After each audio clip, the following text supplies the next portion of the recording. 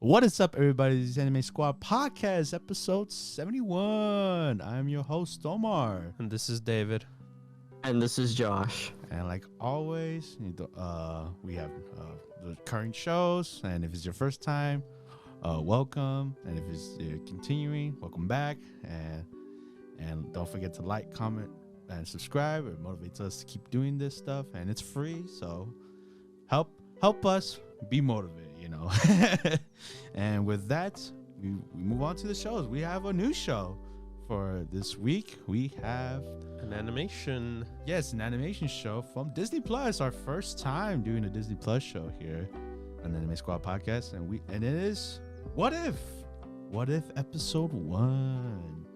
And it's a very cool concept of this show itself. So if you haven't seen the trailer, it's basically about like the Marvel Cinematic Universe.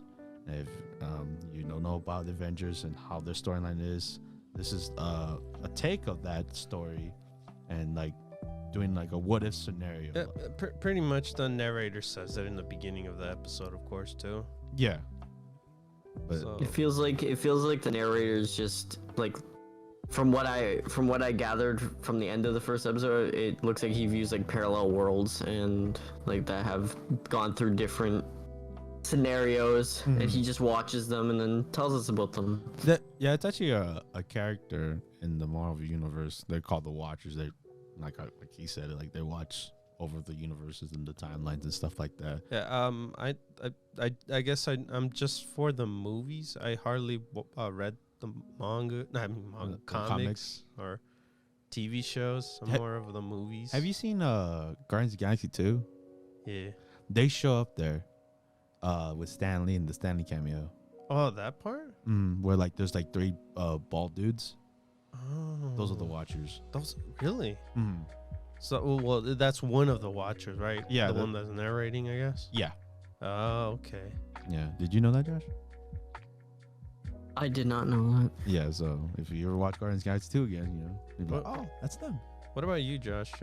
Marvel wise, where are you? Like, I've seen a lot of Marvel movies, mostly with my mom. I've seen most of them in theater because they're just a movie you go see. They're not too. You don't have to think a lot. Yeah, you just go and you watch them. Oh, but so have a bit of fun. So you're just like me in a way, where we're just movie goers. Yeah, I'm not hardcore about it. I'm not in the comics. As you guys know, I'm a big anime guy, so I'm not into comics or in superhero stuff that much. But I do know a little bit about it, and I am a moviegoer. Yeah. Omar? Nah, I'm in the same boat with you guys. I enjoy the movies a lot, and I do follow like the Marvel trends, like back in the days, Spider-Man, the cartoon, the X-Men show. Those shows were awesome, and then playing the video games, Marvel vs. Capcom, X-Men vs. Street Fighter. Stuff like that. It's just they're a great time. So I've kept up with Marvel. They've been around forever. Yeah, so you've done more than us in general. You know more. Yeah. When it comes to Marvel, a bit more. Yeah. Not like an actual comic book fan. Anyways, but that is our background story with Marvel itself, because in this episode they talk about if you don't know, Agent Carter, the woman that kind of like that's with Steve Rogers in the movie Captain America: The First Avenger, and The love interest, basically. The love interest for Steve Rogers, and this scenario is what if Steve Rogers never became the super soldier? I was curious on who the hell the guy was. He was like a secret spy, or who? The guy that ignited the bomb thingy. Yeah, I think he was like an assassin, and he was working for the Nazis or something. Like, or in this episode, the Hydra. Yeah. Hell Hydra. Same thing. Yeah. Yeah. No, I feel like that was the scenario, and then Tony Stark's dad, he was like, "Yo, someone has to get in this real quick. we won't have another chance." And that's when Agent Carter steps in. She's like, "Yo, I gotta do this." And then that one like general's like super sexist. Yeah. The most sexist general ever in history. Well, you know, during that time, I guess It made sense. It made sense. It fit the time period. Yeah. So I was like, a woman? How dare she? How dare she take this? Can't fight. Meanwhile, she's throwing weights at the full wall. weights at the wall and punching a heavy bag completely off its thing. If anything, she did, like, compared to Steve Rogers from the movie to this little episode, she did a lot of work. She was more action packed than Steve Rogers was. Yeah, and that goes directly into me wanting to say that the animation for the show was phenomenal.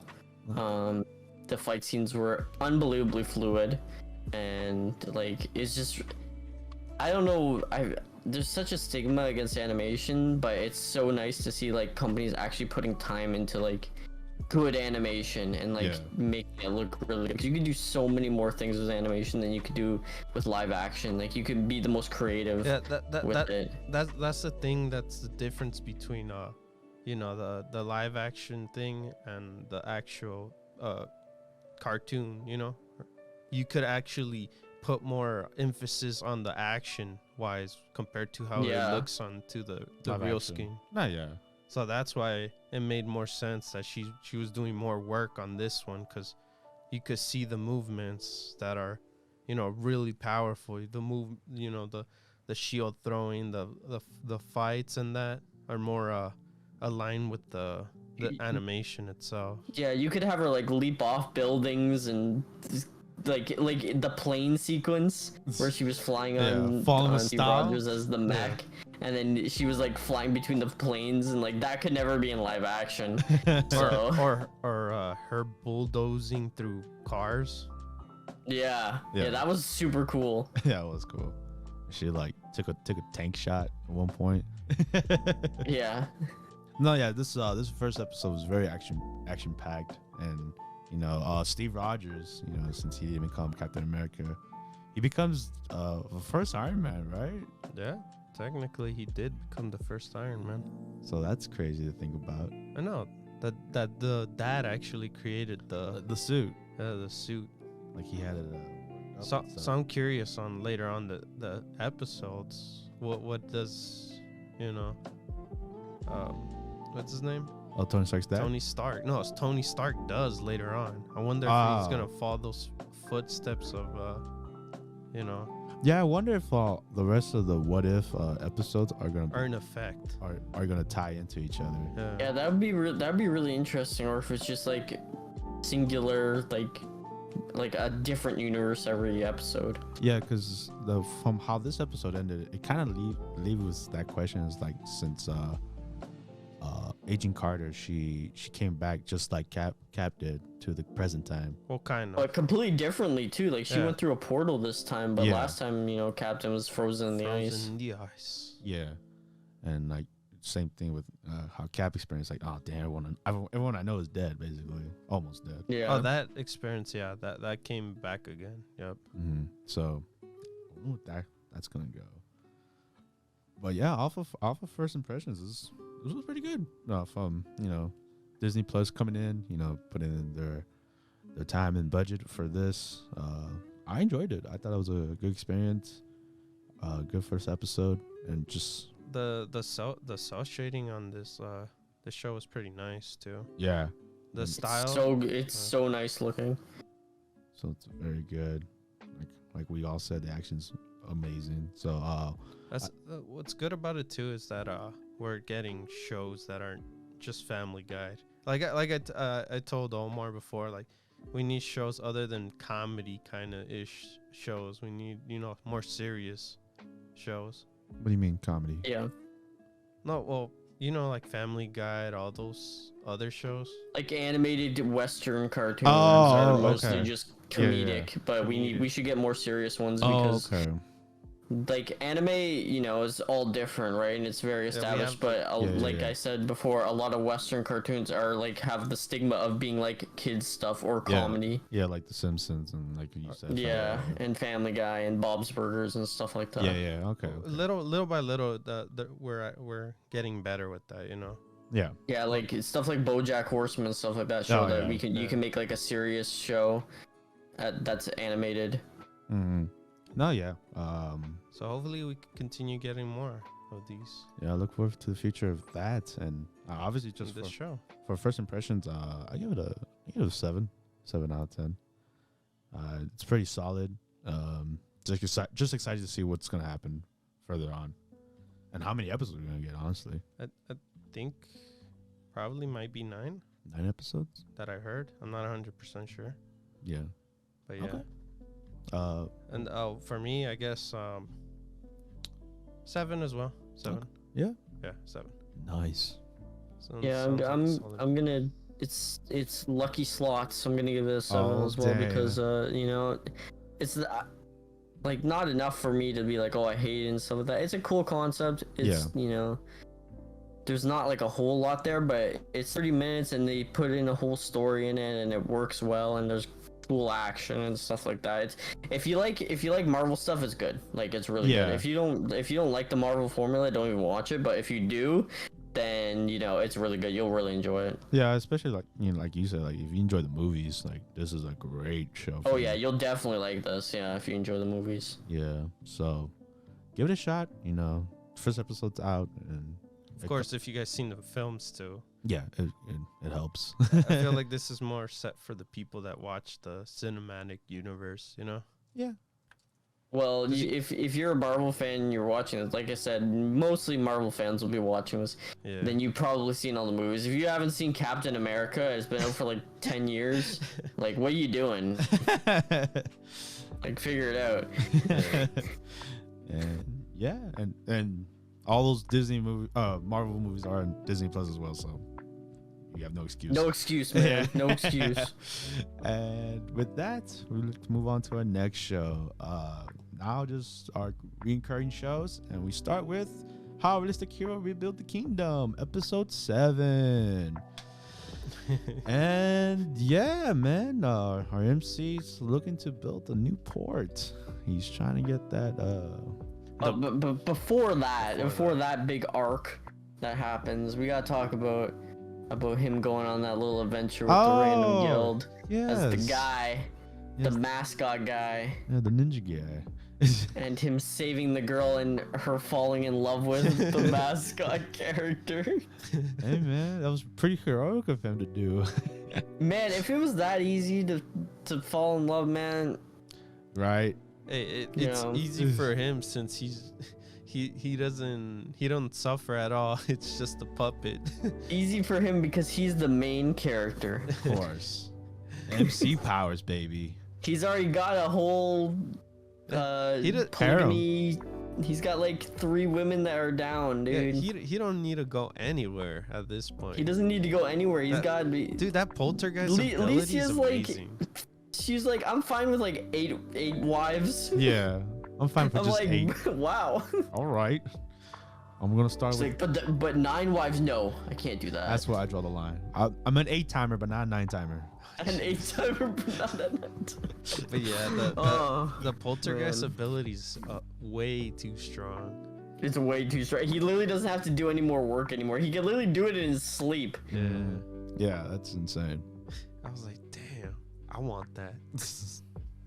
Hey, man, I want that dark magic, man. Give me that dark magic. He's the one with the dark magic, which is rare as well. It's the light magic. They explained it a bit in the beginning of the episode. I kind of turned my brain off. And I was like, oh, it's very generic. Let's just get to the episode, boys.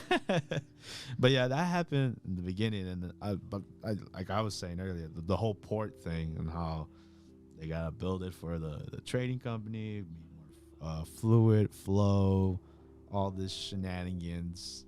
And then they are like, oh, there's a sea monster that comes up and eats it. And he's like, actually, it's just a tsunami. I was how do you say it? dumbfounded when I was like, wow. How does in a fantasy world, I never hear about earthquakes or tsunamis or natural disasters, twisters within like isekais or anything like that. I don't know. At least the shows I've seen don't have that. Yeah, that's true. I mean, it keeps it to the name how realistic this world. It's world. a realist hero, man. Yeah. He's like, we gotta accommodate the tsunami, so we're basically just gonna. I find it's funny because it's like how a realist, but I find it kind of unrealistic a lot of the time because think about it. He's got this plan for that area to build a city. He's got all the infrastructure there, and he's like, yeah, I'm just gonna move it, and everyone's like, cool, fine by me. We'll just drag everything we planned out, all the housing we planned out. We're just gonna move in 1 second. Said no one ever. That's like a whole. No, Patrick said like, it, man. That's not how it works, man. Oh, Patrick. Yeah, Patrick said. Patrick Star. Yeah. Just push it over there. No, yeah. Literally, he's literally like just move everything over there. It's like, dude, you gotta like fix the whole landscaping and like we already got stuff there, bro. like we already got stuff there. Where are you gonna put everything? And he mentioned it like 2 seconds. I'm like, this is not how this works. Like he's not an architect, man. Yeah. No, I thought that was funny too. I was like, man, this problems aren't solved like that so easily. Realistic hero. Realistic hero, like. Come on, use some realism here. And god damn it, get a attire, get a wardrobe, bro. I'm tired. Look at you, normal. I'm tired of your stupid white blazer. Your wife or whatever's looking fresh as hell, mad drip. Yeah. And you got 0 drip. Yeah. You got literally negative. It hurts my eyes. It hurts my eyes. Both your wives have 6 drip. Yeah. And you have no drip. No like, drip at all. Embarrassing. It's embarrassing. Disgusting. Man. Your little mascot guy has more drip than you. I liked him more than you. He didn't speak. Oh my god. Yeah, that's basically it of that one. It's like the whole port thing took like the whole chunk of the episode. Wait, I was impressed at the little, because he looked tiny and now he's freaking huge. Hey man, power of the dark magic, baby. Dark magic, right? Yeah. Dark magic he attack. just created that. He was like, I have so much free time now. I can just mess around and create things. Yep. Yeah, man. But I can't get a new wardrobe. Oh god forbid a new wardrobe. How about get one of your living poltergeists to sew you a suit or something? You look like a bum. Yeah. You look like a hobo. Not a king at all. That's why everyone's shocked. I was like, oh, you're the king. No one respects him. Everyone's like, this guy looks like a hobo, a homeless person. Yeah. He has 0 drip at all. His subordinates have more drip. Yeah.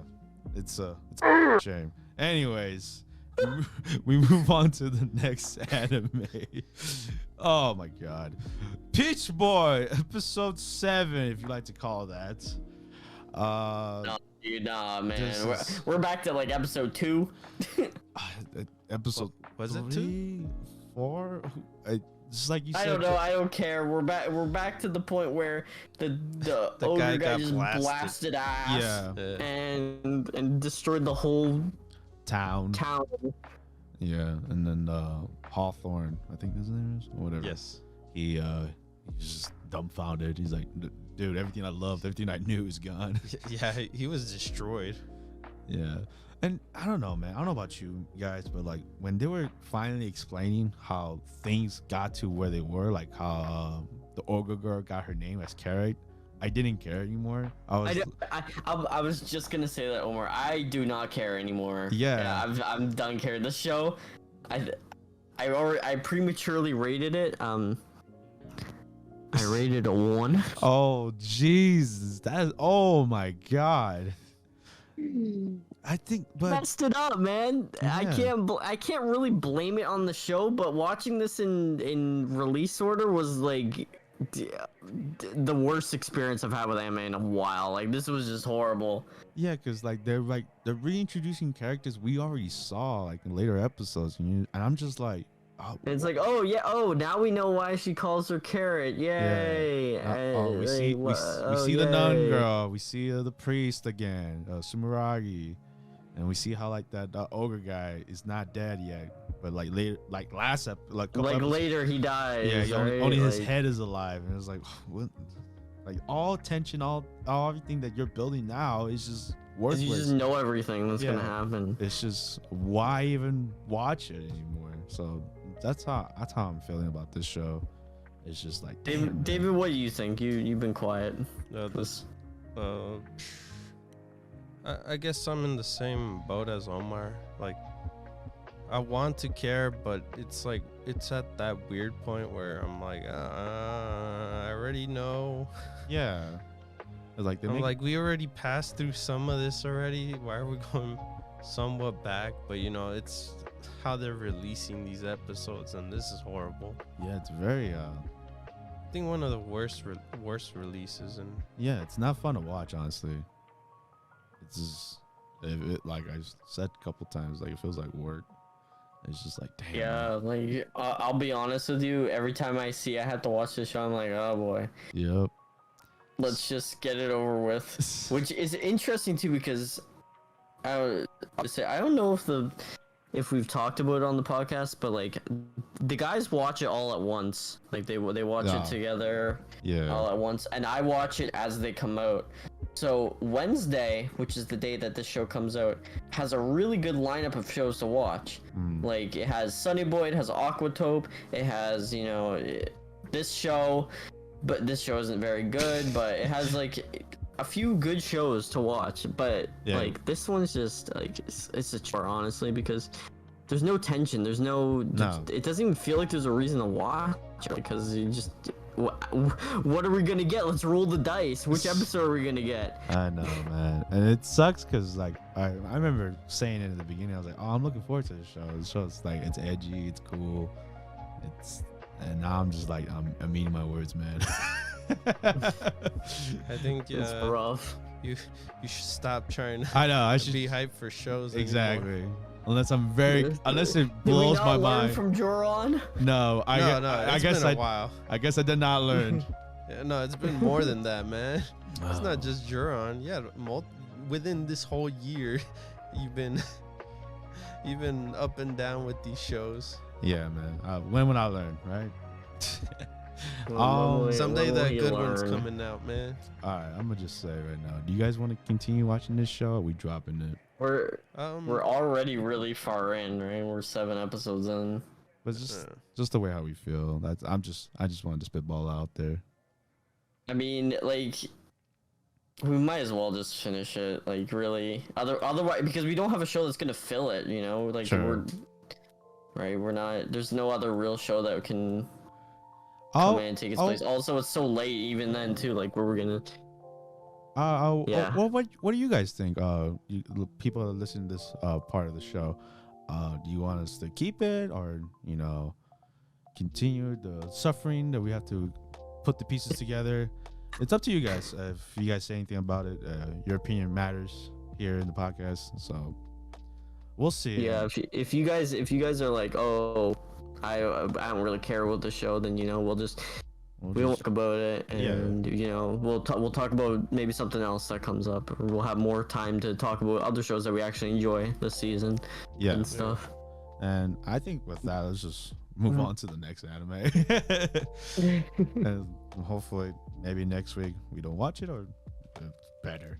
With that, we move on to the next anime. We have Tsukimichi Moonlit Fantasy episode 6, and Tomoe's back. Didn't take an episode or anything. She's back. This anime is getting weirder and weirder every time. I'm finding it actually quite difficult to follow. Like, not like the story per se, but like where he goes. It feels like they kind of teleport everywhere. Like 1 minute they're just chilling in. Next minute, like Mio's in the demi plane. She's like transferring memories, and he's like just by himself, and it's like. People just teleport around. Literally, they just teleport. It's like, yeah, that's true. How do you bring it up? I didn't think of it like that. How do they just get into the astral planes? Can you just access it anytime, any will?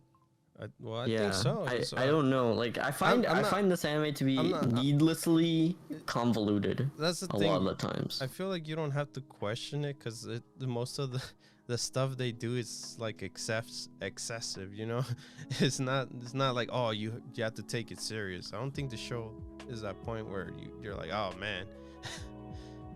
I gotta take this. I can tell that. That's you know, but I would like it to like have some laws of like rules in the world, you know. It just feels like it's just random. Like sometimes he'll just be like, oh, I'm super powerful all of a sudden, and it's like, okay, well, I guess you can explain that the god gave that, but like the thing is they establish some ground rules, but then it's not consistent. That's the thing. Like I just feel like this story's needlessly convoluted with like his powers and like having the rules about, oh, he's a human, but he like monster them and stuff like that.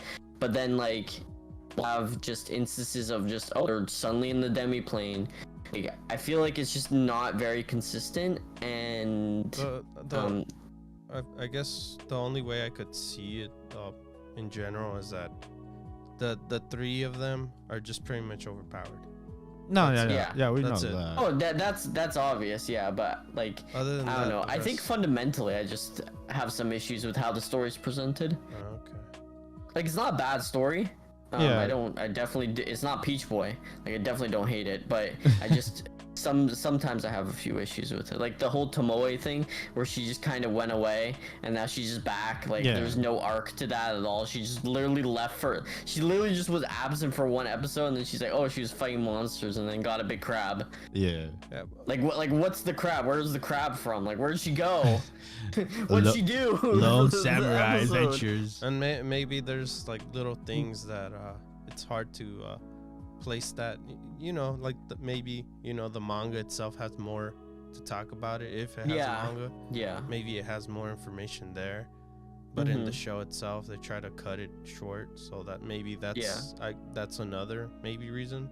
Because the whole episode of this one, it was basically the trading company, how he wanted to be part of the merchant guild, and how at first he helped I think the biggest trading company guild with like his daughters, like had like a level 8 disease or something. The curse. And then he obviously had the the items for it to cure it because of the adventures that he followed in the last episode. They were really high level, and he just took a couple of goods from them. Yeah, it was funny, the whole him trying to get his emotions. No, his guild, part of the merchant guild. Oh, like the whole test and stuff. Yeah, like how. Oh, yeah. And then the guy's like, this test is really hard, man, and he does it in like 1 second. Yeah. Like, oh my god.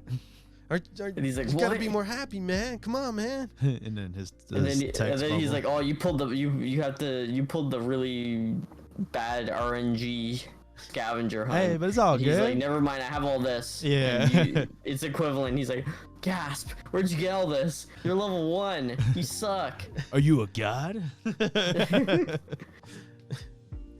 He's like, yeah.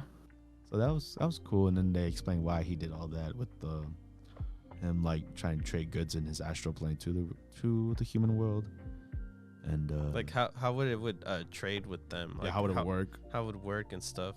And that's I'm contemplating on that too. I was like, how is that gonna work? Like, how are you gonna trade with these humans? You know, like they're gonna accidentally walk into. See, okay, that's why Josh brings it up, because now that I'm talking about it, it makes sense. Because if the gods, because you know the three MCs, they can go in whenever they want because they're overpowered, right? But how the humans are gonna come in whenever they want? Yeah, because isn't it like a portal? Like what? How'd they just walk into a portal that's formed? Like is there a random portal situated everywhere to get in here? Yeah, now who made this anyways? Now I don't know who made it. Now I see why you asked that question, because now it all comes back to this point of the story. I guess that's what we're trying to figure out, because they were saying it in the episode. Yeah, because I think even themselves, they're like, how are we gonna bring the humans in here? Yeah, because they were at a point like, oh, we should just give it to them, and then they're like, oh, look, I have the stuff. Yeah, in a way, that whole thing was weird. That was very confusing. I find the whole demi-plane thing to be very like I said, convoluted, because like, why didn't they just make it oh, we have 3 incredibly overpowered characters. Let's just take like some bare landscape and make it a utopia. Yeah. Like, why didn't they just do that? That would make so much more sense. You wouldn't have to be like crossing into different worlds and paths and stuff like that. I don't know if it was because because he says he only eats the food in the demi-plane because it's like human food and he hates the food in this world. But like, that seems like a lot of extra stuff just to say that, oh, I want to eat human food. I want to make it more. And like, just make a city, man. You're so OP and you have 2 OP waifus. Like, just make a huge city and like stop with all this weird traveling between worlds and portals and stuff like that. He wants to be with the humans, man. True. He wants to be with his own kind. Yeah, man. And also, I'm starting to really hate how he talks in speech bubbles. Like, how does he even form the speech bubbles, man? Like, he just flicks his finger and a speech bubble appears. Like, and nobody questions it. No one's like, what the hell's going on? Yo, that's true. What if he's mute? How does he pop that out? Like, no one else does. How, like, that. Okay, I feel like, how do things work? You're pushing it too far. I feel like we're thinking about it way too hard at this point. Yeah, but like the actual plan, I agree. It's like, well, how is that gonna work? Because that's part of the story. Yeah. How they're gonna make the humans come in there, and then the end of it is just a little funny moments with Tomoe and the other girl, just like, oh, you got access to that memory? How dare you? And they're fighting amongst each other and like, stop. Yeah. Stop. Just give her this and give her that, and then we're good. Yeah. So that was cute. Like, I also liked how they fought over his memories. Yeah. And Mio's a weeb now, a tokusatsu and weeb. She likes Kamen Rider. Yeah, it's funny. It's cute how that episode ended. So. And it's I do like the interactions between them and him, like how they kind of fight for his love, but he just doesn't give them anything. None.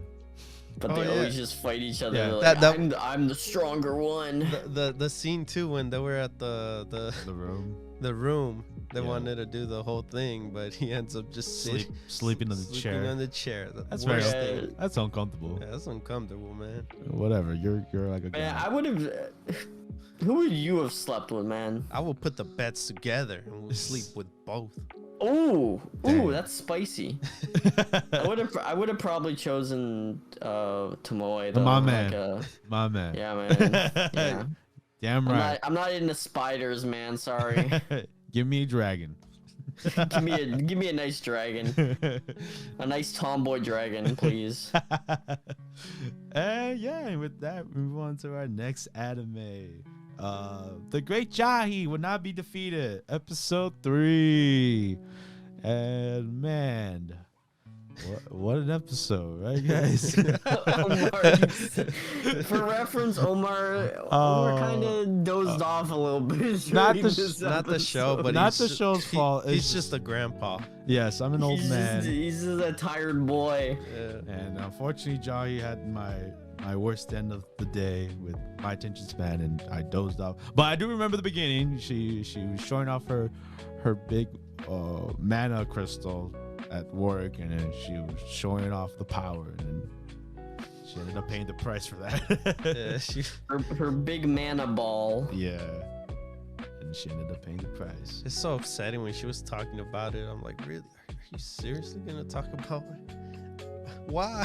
She's a frustrating character, man. Yes. God, she's borderline annoying, but I understand her character, and I actually kind of appreciate it because you don't see many like stubborn as a mule characters in anime. Like, she's just the most stubborn being ever in history. Yeah, she's just trying not to be again the same thing, but it was kind of like that for the Devil's Part-Timer.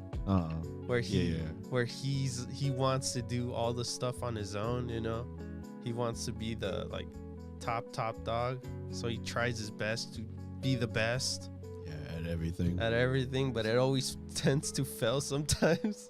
Yeah, so it had the same feeling with this show, and it was funny. You just see her. You see her except suffer. she fails constantly, Yeah. but she just makes up stuff. Yeah. Yeah. She suffers even more. She a big liar. She is a huge, enormous liar. This whole episode was just her telling just big lies to Daruji. And it hurts the whole her. time. It hurts her a lot too. Yeah, she's literally feeling twinges of cringe pain because she Yeah. has to lie so often. Damn. And you know, we saw also in this episode that Daruji kind of is fiercely defensive over her beloved She loves great Jahy. She loves Jahy. And man. yeah, so she gets she was gonna kill the owner of the store because Yeah, the she owner of thought the that store. she was disrespecting Jahy. How dare she? How could you? How dare she? Even though Jahy's just a A liar. bartender and a liar, a dirty liar. Dirty liar. Where's all her mana crystals? Damn it. That was funny too. The whole like, oh, she has like smaller versions of the crystals. She's like, oh, Yeah. you with your big crystal, you know, how cool you are, you know. Yeah, what a badass. Well, my business, I have a ton of them. She's like, my peon crystals, I have a truckload. And Jahy's like, what? What? I found a truckload this month. She's like, wait, so those crystals that you had showing off, they're just my favorites. Jesus. That's terrible. Yeah. Oh, and the best part of the gotta see 'em episode, she too. ordered water again. Love that. Hey man, she got to save money, bro. She got to pay rent. It's funny how You they gotta pay rent. they show Or avoid oh, paying rent. Oh yeah. jeez, yeah. Apparently, yeah. Boy, pay rent. Well, she's gonna have to because she owes. She's not gonna get paid for 3 days. Yep, that bar tab huge. Yeah, because she owes the bar 12,000 yen, which is Yeah. like 1,000. it's like no, is it 1,000? Oh yeah, it is. It's like $1,000. $1,000. It's around there. Mm. So, Wow, Damn. that's a very expensive law food. Hey, man. Daruji can eat. She was eating. And they had a cool little ending with the little space pirates. I feel like that was Yeah, connected to that something. that felt out of place, but it was cute. So it was fun. That I saw. It felt like it was supposed to be like you know, A reference? a reference, you know, but I didn't know it. Who knows? Or maybe just like an homage to like space. Space in general? Yeah, You think so? Space animes. I don't know. I'm Yeah, just it was, spitballing here. it was just random. It just came out of random. Yeah, it was completely random. Hey, Jahy looked great in that outfit, so that's all we care about, right? Man, they all did, dude. I was loving the animation of this show. And, You know what I mean? and I think with that, we move on to our next anime. We have Girlfriend, episode 7. And We're still with Blondie. well, yes, the later half, but the beginning we get We're back with Omega Cringe, Saki, best character of the anime. yes, and best She's mom. she's talking to her mom, Oh, and her the mom's mom is like, "You better fired." do it with him." Dude, mom was And fired. like, you really have this conversation with your parents? And she's like, "Yeah, you need to look sexy for him." And she's Yeah. like, "Okay." Yeah, Comes out with a bunny suit, and he's like being a weirdo. I don't know what's wrong with him. He has literally, she said he has no sex drive, I know. and I'm starting to believe that. Yeah, I do too. Like well, 'Cause kind of. How could a man see a high school boy. a high school boy see a beautiful girlfriend, his girlfriend? It's not Yeah. even just a random girl. Yeah, it's a his girl that's girlfriend. down, Yeah, and he's just like, I can't yeah, do you're this. cute, you're cute. That's a lie. He's a liar. Super liar. Super liar. And I- What's and I- the blue? Yeah, hair he chick has comes in? favoritism, bro. Yeah. Oh, he does, yeah. I This know. this He was episode like, "Call proved me to master." it literally proved it to me that he loves the blue hair girl more. Cause literally when she dresses up as the maid, this is basically the fan service part of the show. She dresses up as the maid and he like knocks out. He's like KO the freaking at the table. Like, oh my god, that was so cute. I can't believe you said that to me. call me master. Yeah. And I'm like, oh, this is a little weird. And then she's like, and then they get way into it, and then she calls him at the dinner table. I'm like, bruh, bruh, bruh, bruh, bruh, Yeah, when bruh. Saki's there, and she's like, "Did you just call him master?" Nah, I'm just hearing things. I'm hungry. I actually feel so bad for Saki. She's gotten shafted so hard. Yeah, she's like, she's literally the OG, and she was just trying to have a nice, normal high school relationship with someone she's known forever. yeah. Suddenly he's a 2-timer and a 3-timer. Yeah. And now he's just, I don't know. I feel bad know, for Saki, man. Well, Like- she's dumb that she's still going for it. True. Yes, very true. Yeah, she is. If I was her, I'd just Go back home. I'd just be into girls. I'll be into girls. Yeah. A girl's not gonna leave you. I don't know, man. It's, every relationship's different. Anyway, that whole fan service happened. It was fun, and we get to go back to Mila and her, like, I guess finally confessing, like her actual feelings to it. Her actual name is Rika, so we have to call her that now. Oh yeah, totally. And Blonde hair girl. And just having her tsundere moment, bros.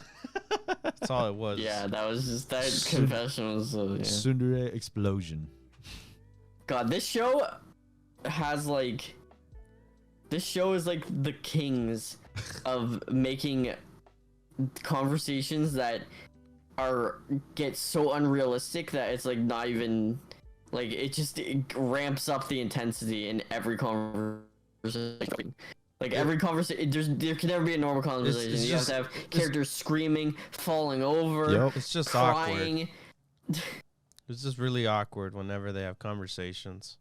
Literally, it's just the most. It's the cringe show. The show is just especially cringe. when they're on top of the roof and she had time to talk to him. They were just pretty much, yeah, this happened, yeah, that happened. Oh, nice. Yeah, but I appreciate it. that happened.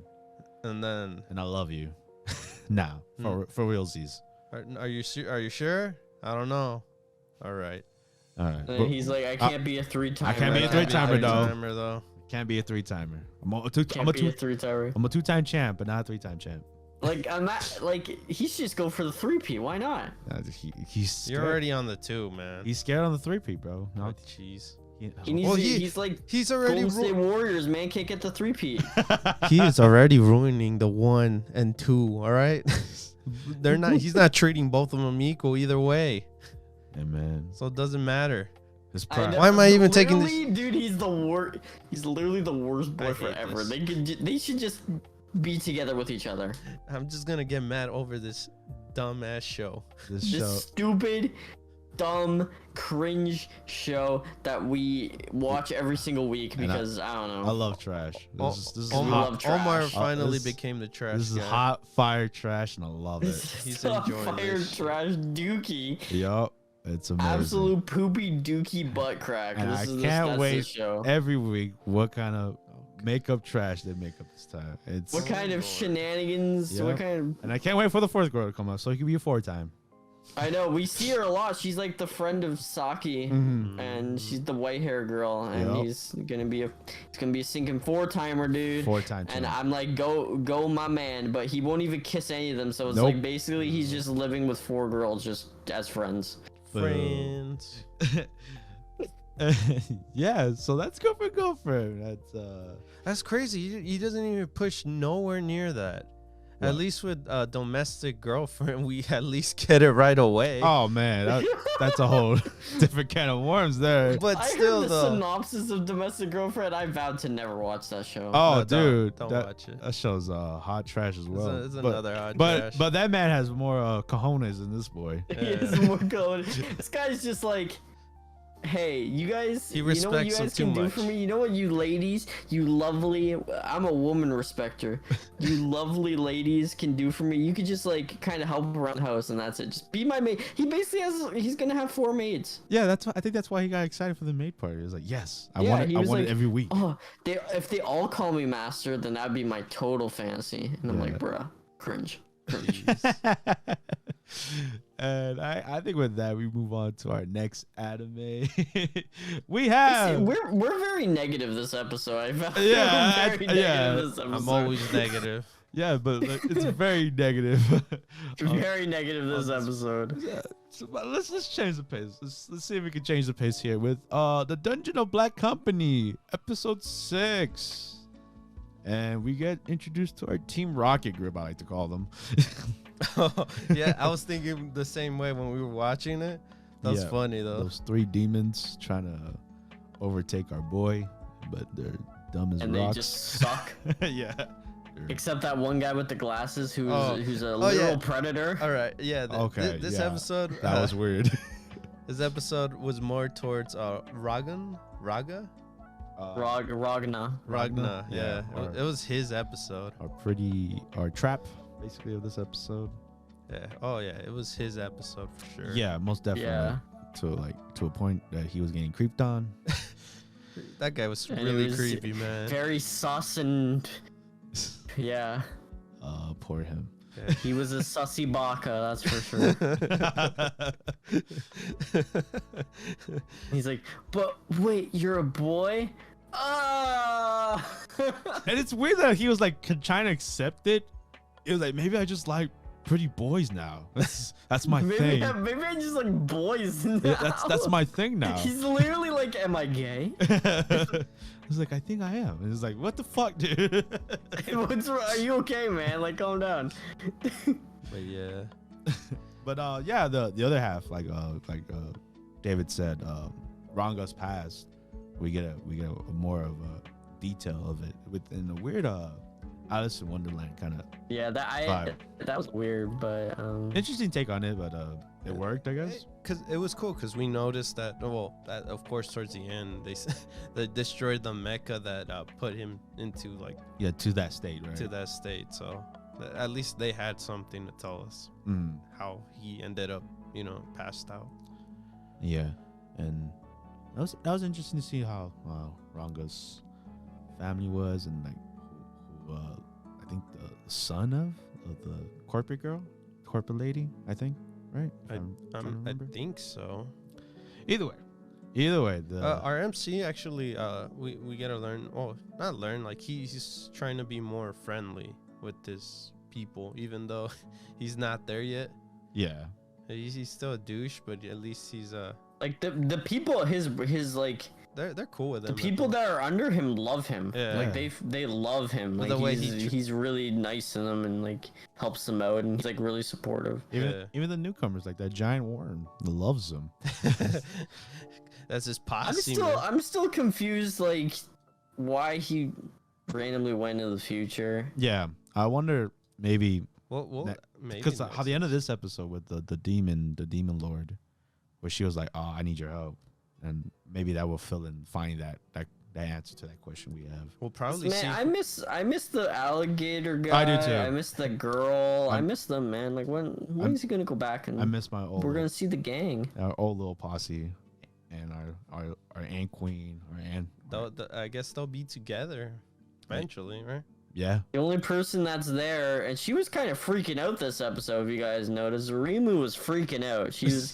I don't think she was hangry. She didn't have her food. She was biting everything bro. and, Yeah. like, screaming. That was funny though. She was trying to eat that robot. She's like, too. "This is gross. Let me try this spot." Also, She gross. was doing that for nearly everything they killed. Like she was just like she was running around the pool and just going haywire and like chasing things. It was and funny 'cause screaming at them and like I was like, whoa, she needs to calm down a little bit. That's how you hear in the background her chomping on stuff. Yeah, I actually really find that funny because you'll have like the two characters talking about something important, then you'll just hear her and she'll be like, she'll be talking to herself and chomping on something. She's in her own game, bro. She's in her own world.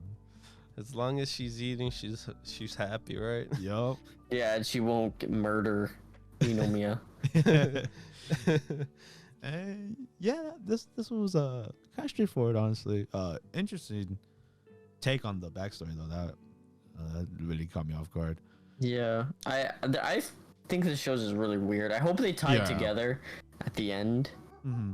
Like I don't think it's a bad show, but it just is weird, man. Like the whole thing with like him being summoned randomly into the future and stuff. Like I hope they explain that. Yeah, probably it's probably the same person maybe that summoned him to. Oh, in general. In general. Yeah, maybe it is the Demon portal. Lord. Maybe who did it. Yeah, that's a good theory. Yeah, because it's not like a different portal. It's literally the same portal that he got summoned. That's what tricked him, you know. And that one. It's the same one. It's the same thing doing it to him. Yeah, so we'll see. Hopefully our answers be solved in the next episode. And with that, we move on to our next anime. The Duke of Death and His Maid, episode 6. This was the, what do you call it? The blood? The witch. The Sabbath. The Sabbath. The Witch's Sabbath episode. But yes. But before that, we need to find our cat, man. We need to find our black cat. Oh, jeez, that little small thing. That was funny, though. Yeah, it was cute. I love the character interactions in this show. Like, it's so cute all the time. Even if it's like I said before, there's a certain amount of sexual tension like constantly present between our two main characters. But at the same time, it hurts him too, because he talks about it through this beginning part where he's like, he can't touch her at all, like anything. I know it, like obviously they do it because like there is that tension and it's like hard to resist that, but it must be like hella painful to not be able to do anything and just like have to just hand, like you know, like look, you know. Yeah, especially when or push it away. Even the cautious thing where he has to like make sure not to touch anyone and stuff like that, or else, you know, they'll die. Yeah, like it's a sad life, man. And you know, we got especially how Alice is like half naked and stuff, and you're like, damn. Jeez.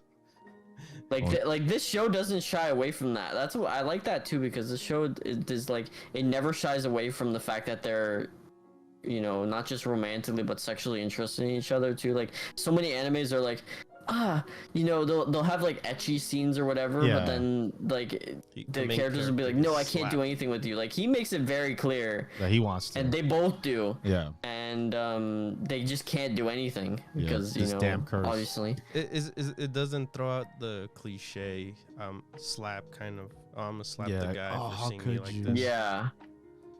Like seeing Alice be like super flirty, sexually confident in herself, you know, it's nice to see in an anime. Yeah, I really like Alice for that. Like she's confident who she is, and she's like not each shy. Other. Yeah, so that was cool. But the whole meat and potatoes, man, the Witch's Sabbath, bro.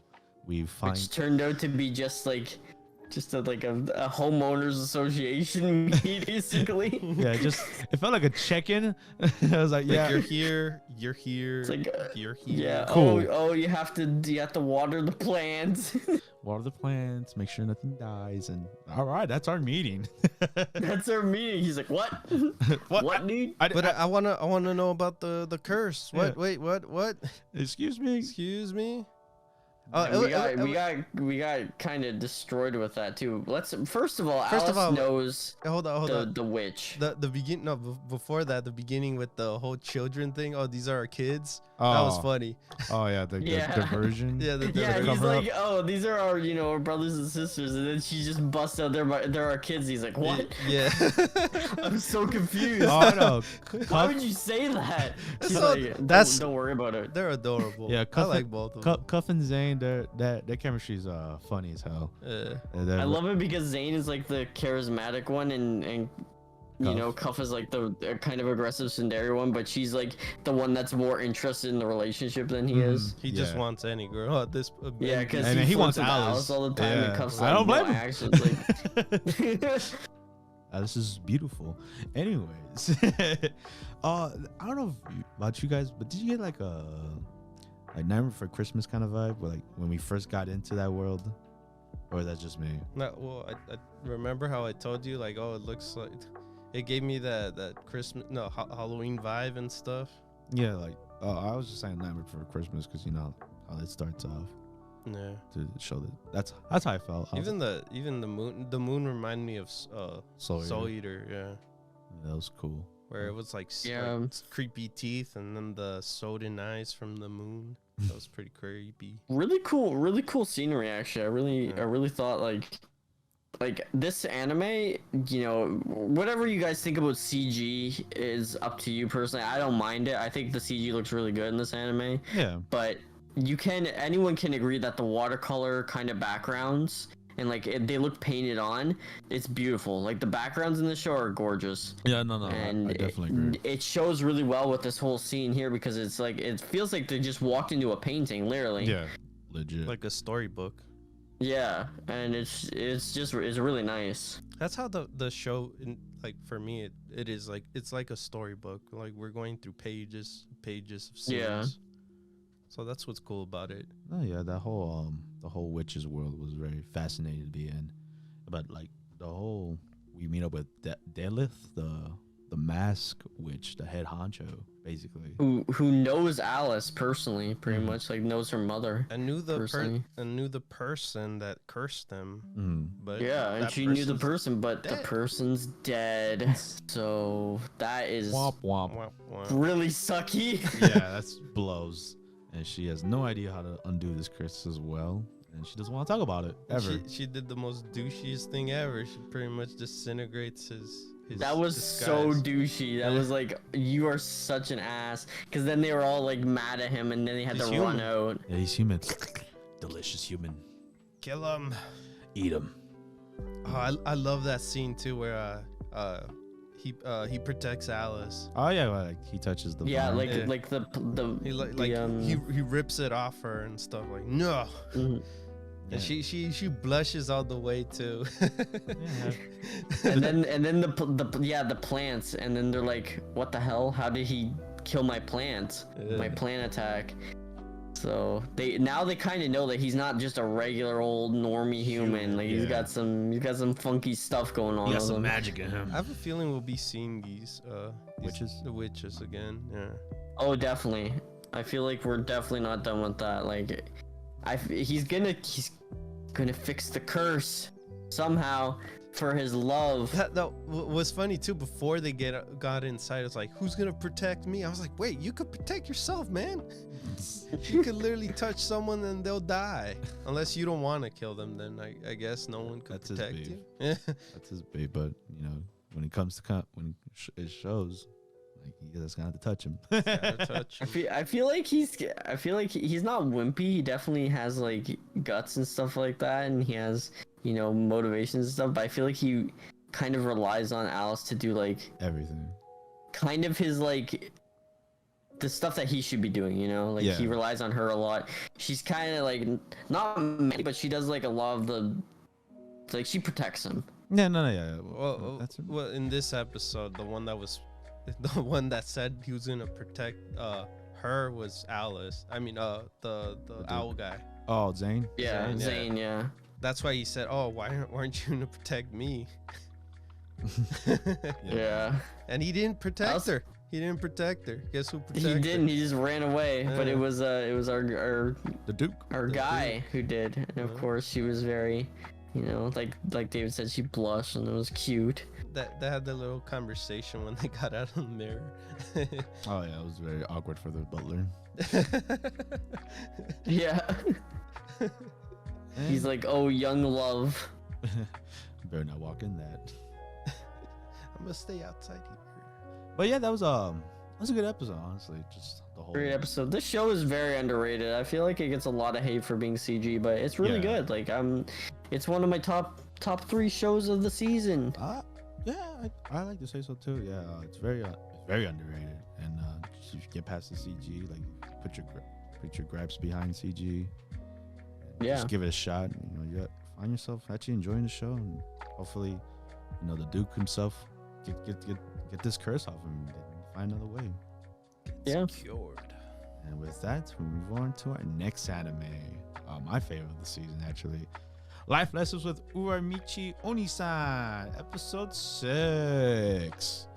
And it started off weird. It's like he was at the gym. He's like, "What's that thing?" You know, everybody has that moment. Like, That one. Oh my god, this show, yeah, Omar, this show's so relatable, dude. Because like, I'll have like, I'll remember something and then I'll forget it, and it will bother me for like a day. Yeah. And I'll be like, what was that? Yeah. What was I'm that so thing? mad. I That can't thing I remember that, ate. and I just feel it, man.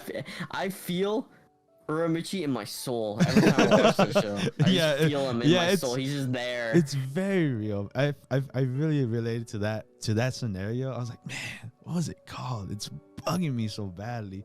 And then, okay, the one that really it threw me off was his dream about the damn macaroons and like his damn doll. Well, that was what he was trying to remember.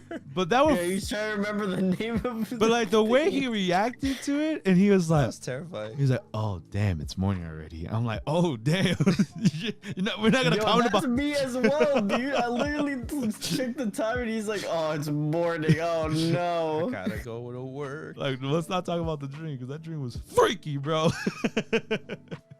He's Especially, haunted by those creations, man. and he was still going at it at work. He got to work. He was Yeah, still man. thinking on what And it was. he had it at called. the tip of his tongue, bro. But luckily, one little girl in the audience. I don't Oh know. no! They were telling him. They were telling him, "Hey man, what's in your mind, man?" Oh yeah, those damn kids, bro. That everything can. You know how little kids are. They gotta tell the truth. Like, Yeah. hey, what's in your mind? What's bothering What's you? bothering you, man? It's like, no, a lot of things are bothering me actually. And then finally, when he saw the T-shirt, Yeah, the macaroon the t-shirt. macaroon, it literally said it on the shirt, and I was like, yes. That's the thing I was trying to say. Got way too excited for that. They got Yeah, creeped and everyone out. was like, "What's going on?" He was so happy too. And oh man, the other part of the episode Oh, dude, the other Heard- part was so realistic. hurt so my soul. funny, My soul dude. was ripped apart when he was excited for his 2 days off of work. He was like, I'm gonna. Oh, dude! 2 days off in a row, he was like, "Oh, dude, I'm gonna rest. It's gonna be It's gonna amazing." be And then the guy's like, "We're fantastic." going to a mandatory work break." He's like, Oh my god. "Oh, you have to be up by 8 His a.m." face, No.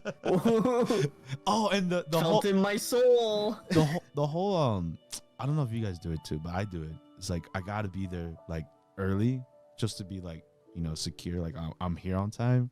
I relate to that. I'm first year boss. I'm here. Not like first, but No, like I don't do that, man. I get there 1 minute before I go to shift, man. I do that, bro. And then if I am, If I can punch in before the clock turns to the hour, I'm like, I'm good, man. I'm good. nah, man. Dude, I used to get in trouble in job for that. I used to get paranoid of that, bro. I was like, oh, dude, am I just making it? Oh no, man! Like I'm usually there 5 minutes early and stuff. Wow, we all have different opinions of this part. Yeah. That's Yeah, crazy. no, like I used to punch in like 10 minutes or 8.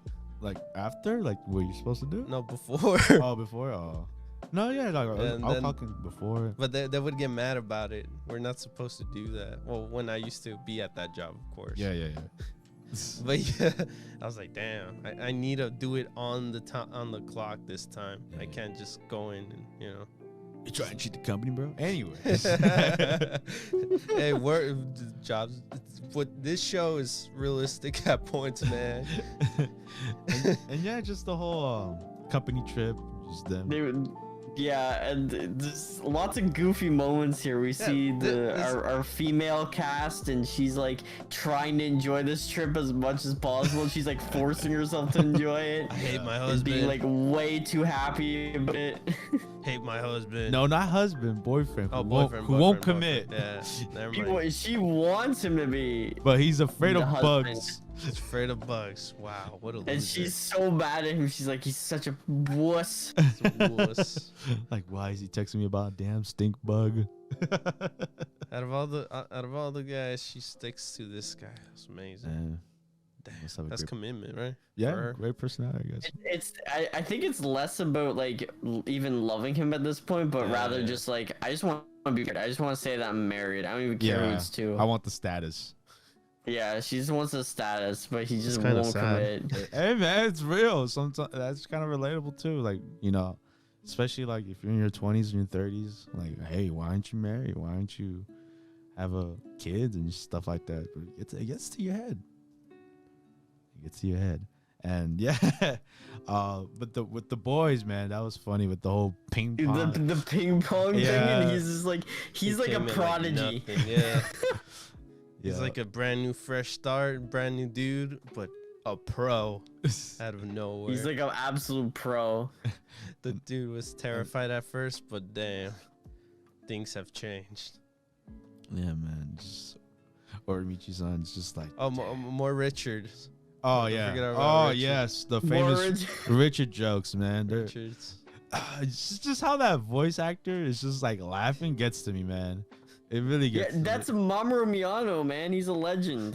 I love him, dude. He laughs so genuinely, and I'm just like, dang, that's a genuine laugh, bro. Even though this joke is so dumb.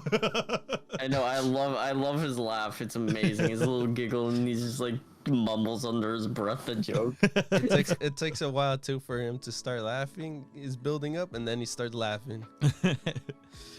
So yeah. And then we have the other half where they're all drinking together, and then that was funny too. That's the whole scene. They're drinking. The bunny guy gets assaulted by the weird person. Yeah, that was weird. I felt sorry for him, man. I felt really sorry for him, man. Yeah, I was like, oh, he's really attracted to him, man. You just gotta say no, man.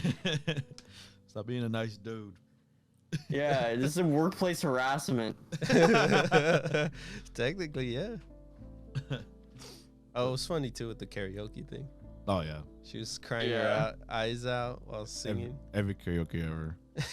Because she used to be like one of those types of singers that were like, that was her, like she had like a few albums or something. Yeah, it didn't work out and all that stuff. Even the boss joined. Relatable, bro. Relatable. So hard. But yeah, that great episode, like always with this show. And not too dark. You know, no, dark. It wasn't as dark. Yeah. It had dark elements, but not as dark. It's just Uramichi-san had to suck it up and be at this work company. I felt like he somewhat enjoyed it, right? Yeah. Sure. Yeah. Let's go with that. Right? Am I wrong, Josh? No. Dream on. Anyways, we move on to our next anime, the Aquatope of White Sand, episode 6. I enjoyed this episode a lot, actually. Basically the aquarium is there. The papers, the tabloids are already writing about it. Yeah, it's going down. Under. It's gonna go out of business, all that stuff. So they're getting desperate now, so they gotta sell food, man. Gotta sell some food, and they don't know what to sell, and they can't get the permits, and it's a struggle. Yeah, man. And then they ask for their friend, and she's like, "Yo, ice cream." And they're like, "Yeah, that's a good idea. We'll just do ice cream." And then that's when the whole work permit thing came in. You're like, yo, you guys can't do ice cream. There's no way in freaking hell. Yeah. So I think they went with a better route, though. They went with shaved ice, raspados, I like to call them. And they made little designs on them, like little that was really cool. Yeah, that was creative as hell. I was like, yo, I want an African penguin. I always say that this show, like, the animation on this show is unbelievable. Yeah, it's like breathtaking. It's amazing. But like, I think amazing part of this episode was the old man. The old man of that was so beautiful, right? And yeah, that was amazing. I was moved, man. And then she sees her parents and a unnamed girl who looks a lot like her sister, and right? if you're paying attention, that was her unborn sister. Damn. Okay, see, because they had two maternity handbooks, and there's only one of her, obviously. So something happened with her sister. I was trying to put the pieces together of that too. I was like, oh, that's her sister, but like, how's this tie in? So, but that was cool. Yeah, how, like, the maternity handbooks, when she, they showed it in a few episodes where they have two of them in the household, and so that just kind of implies that one of the babies didn't make it. Oh, okay. Yeah. It's interesting how Kukuru and the old man shared that experience. I thought it was pretty Yeah, together. yeah. Because they both had lost someone, and that's their reason for being there. Because Kukuru's reason for being there was her parents took her there a lot And then like as a kid, and his reason for being there was because when he was his brother, he saw his brother, so he always comes and hopes to see him again. Yeah, in the form. And Fuka had an experience like that too. This place has some magic to it. Yeah, that's the when it comes to life too. Like even the birth of the child. The lady saw her child come to her.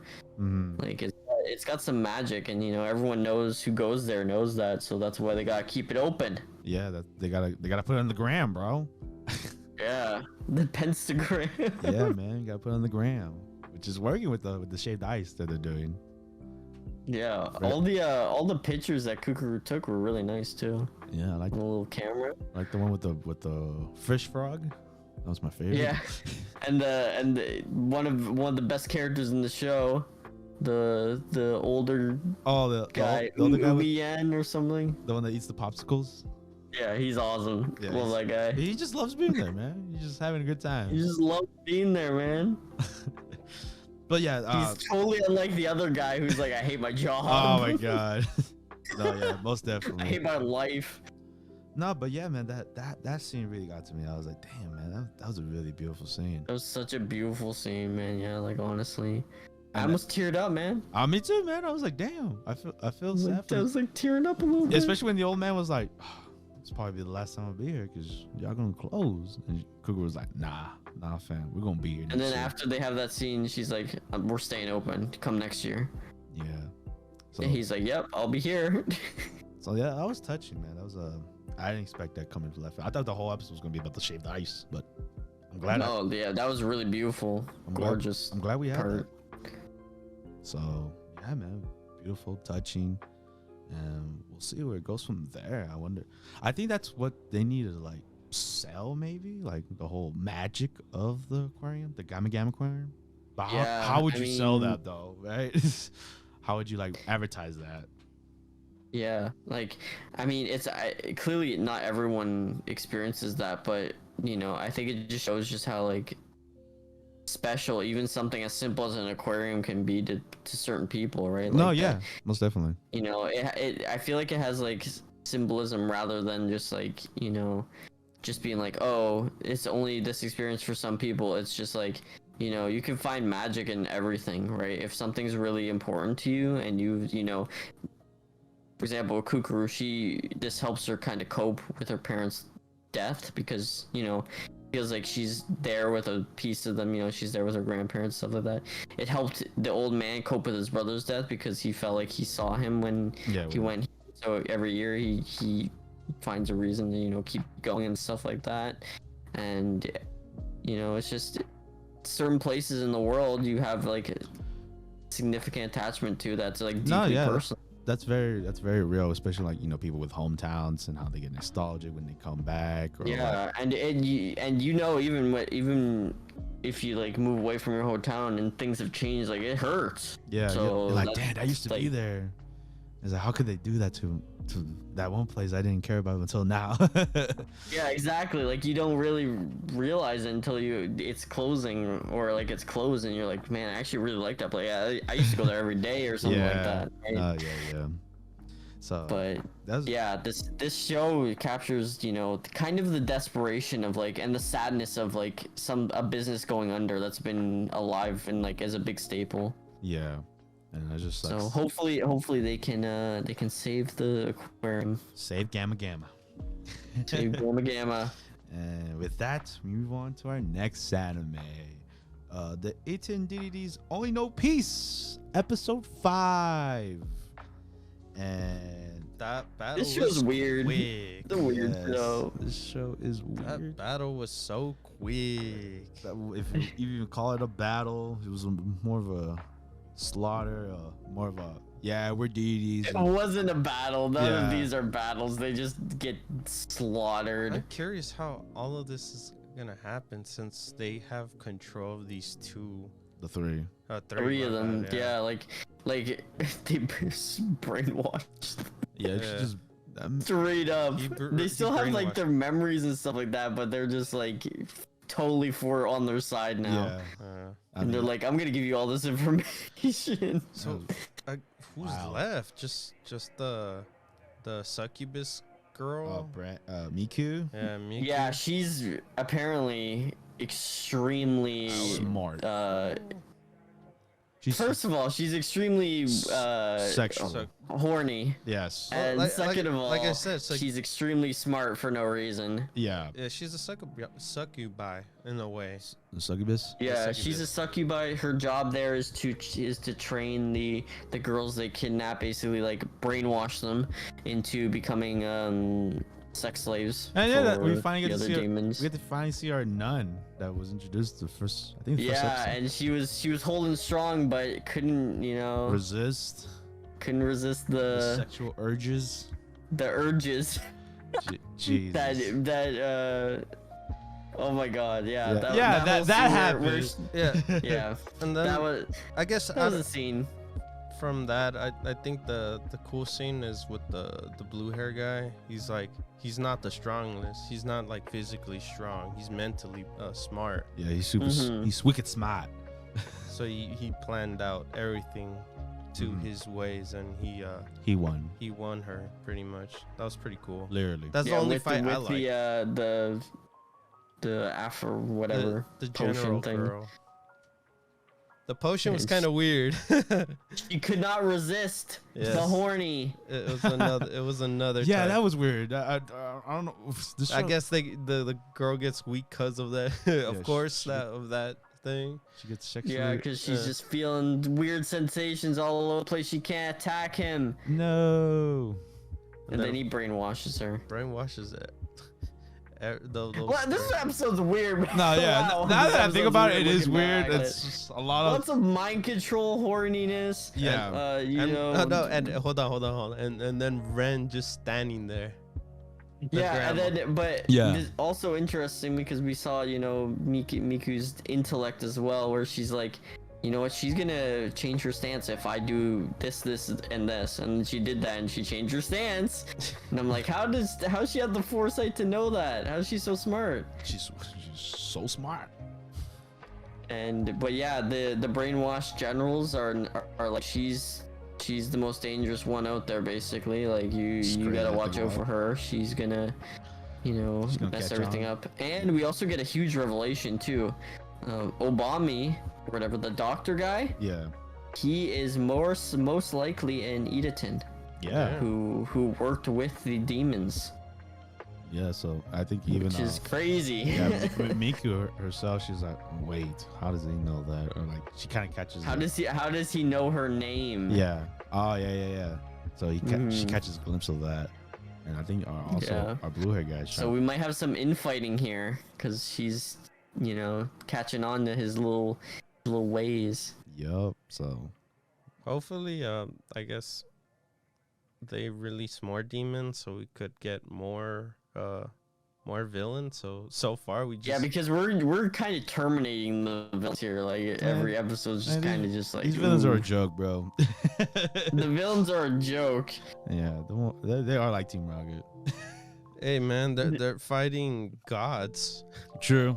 Man, Yeah. I thought Pisa-Lit, that girl, I thought she was gonna like put up more of a fight than that. Yeah. But I But he's guess too But smart. no, now she's just on their side, which was, I don't know, I found that kind of weird. Like I completely understand that you brainwash them, but it was such a weird drastic change how now she's just like telling him all of the information. Who knows what he did in that room? All right, for real. because that Yeah, that whole building was he's just shaking. like, come in, and she's like, come in, it's fine.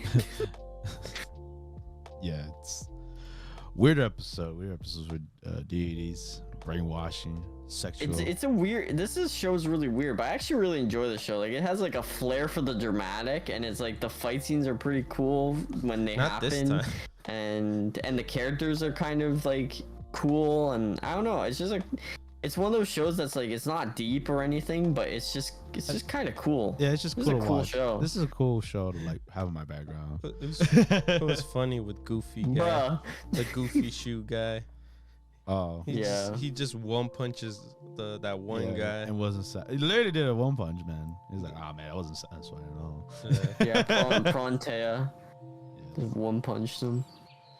So yeah, that's it, Deities, and with that, we move on to our next anime, and it would have been Remake Our Life, but unfortunately, Remake Our Life this week had a recap episode. So yes, sir. But we didn't see it. Man, I wanted to see more of Shino Aki and her MC, dude. I want to see more juicy kissing. Yeah, that and the whole fiance fiasco, but I wanted to know that's the fiance thing. No. So, but that will have to be answered next week, unfortunately. And with that, we move on to our next anime. We have Sonny Boy, episode 5. Holy moly! I'm getting smokes.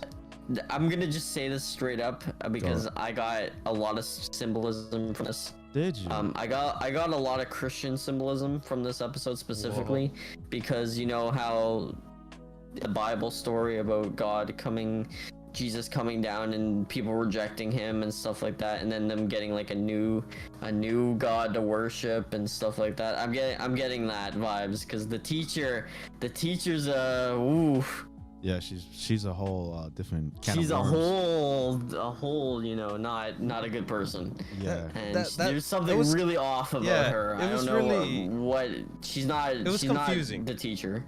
Yeah, it was confusing in a sense because we didn't get any information about her other than, hey, she's here with us now, and she's telling us, hey, this guy is, he could not get us out of here, but find a place where we could live, Yeah. I feel like she's like a false prophet. Like that's the vibes I'm getting from her. Like she's a false prophet and she's advertising this guy who, by the way, is one of the more interesting characters in the show because he's the one who has the whole internal conflict with our MC. Yeah, and he's the one who's like fighting against him because he wants to be the most powerful one in the world, but our MC is. Yeah. Yeah, I'm curious. What was your thought with his whole like the MC's ability where he can't take them back to their universe, their world, their dimension. Because is this what I think it is, where he's creating different dimensions, so he can't. Yeah, that was answered actually because he creates completely. He doesn't just switch between worlds. Each world is a completely different universe that he creates. So he's not just teleporting, as they call it, to different places. He's literally creating universes. Yeah, that's what I got from it, and I was like, wow. So he has no possibility for them to go back to their universe. It's pretty much he's got to find a way. He creates a new universe for them to live, basically. Like, well, actually, there is a possibility because they returned to the fire one where the whole island's on fire. The whole island burned, and they returned to that. So maybe they can return to their universe. Yeah, that's what's really it gets you thinking. Like, how is? But there is also an important thing I'd like to note. It was shown too with the teacher that the person who brought them to this world was not our MC. It was the gravity guy, the guy who has the gravity powers. Oh. When he was talking to the teacher up on the mountain, she was saying like, "Oh, you're the person who controls the world" and stuff like that. They showed a flashback of him when he had his power. He like kind of destroyed the human world that they were in and brought them here. So the teacher might be right about him being a god, but she's just pumping his tires so hard that he's like it's toxic. Well, I'm so glad to hear it from like both of you guys because honestly, this episode confused me like right off the bat. I mean, I understand the whole mouse thing that they were doing, and it kind of answered that question that David brought up. But after all that, I was like, what is going on? Yeah, this show is a real thinking show. You gotta really turn your brain on. Turn my brain on, yeah. You turn your brain on for this one, not girlfriend. Yeah, turn your brain off for that one, but keep it on for this one. This one's an important show. Yeah, you gotta put it really on high, man. You gotta. Yeah, you understand because this one's like this show is crazy psychological. So much symbolism, so many themes. we have 3 factions now basically. Yeah. We have the people following, in my opinion, the false prophet, the teacher. Oh yeah, I thought about it as in 3 groups. So we have our MC with Nozomi, the brown guy, Rajhani, and Mizuho, the cat girl, and then we have our OG faction, kind of like the rule faction with Cap and the sketchy guy and the Starboy, the president girl. Yeah, that's the second faction, and then you have everyone else that's following the false prophet teacher, kind of that's worshiping a god basically. Yeah, the group with the blonde hair girl and the pitcher, the ace. The ace, yeah. Too, yeah. Who just want to get home so bad that they'll believe anything at this point. Yeah, he just wants to go home. Yeah, instead of using their brain, they'll just follow. Their brains are off. They basically are just following any type of authority. That's why they believe the teacher, even though the teacher's super aggressive and mean to them. Yeah, I like the fact in this episode too, we got development with our MC. His development was awesome in this episode. When the whole metaphor for Nozomi diving into the water and him hesitating, and then him being like, how do you not get anxious about that? And she's like, I get anxious all the time, but that's why I do these things, so that I can get over it. He wants to be alone. Stuff. He likes to take stuff alone, and that I'm like, come on, man, you could overcome this. You already overcome it in a way where you met these people, I know he has like a support group. Like Nozomi is like a blessing, such a blessing for him, because she's such a motivator for everything like he does basically. Like when she took him into the water and pulled him in and then showed him the beauty of the minnows, or the guardians they called them, and stuff like that. Like that was a beautiful scene. And also the other girl too. The other girl is basically, she's more rough than Nozomi is with him, but she's like kind of tells it to him straight, like, get your head over your ass, dude, and yeah, cause she stop cares being about such him. a little bitch, right?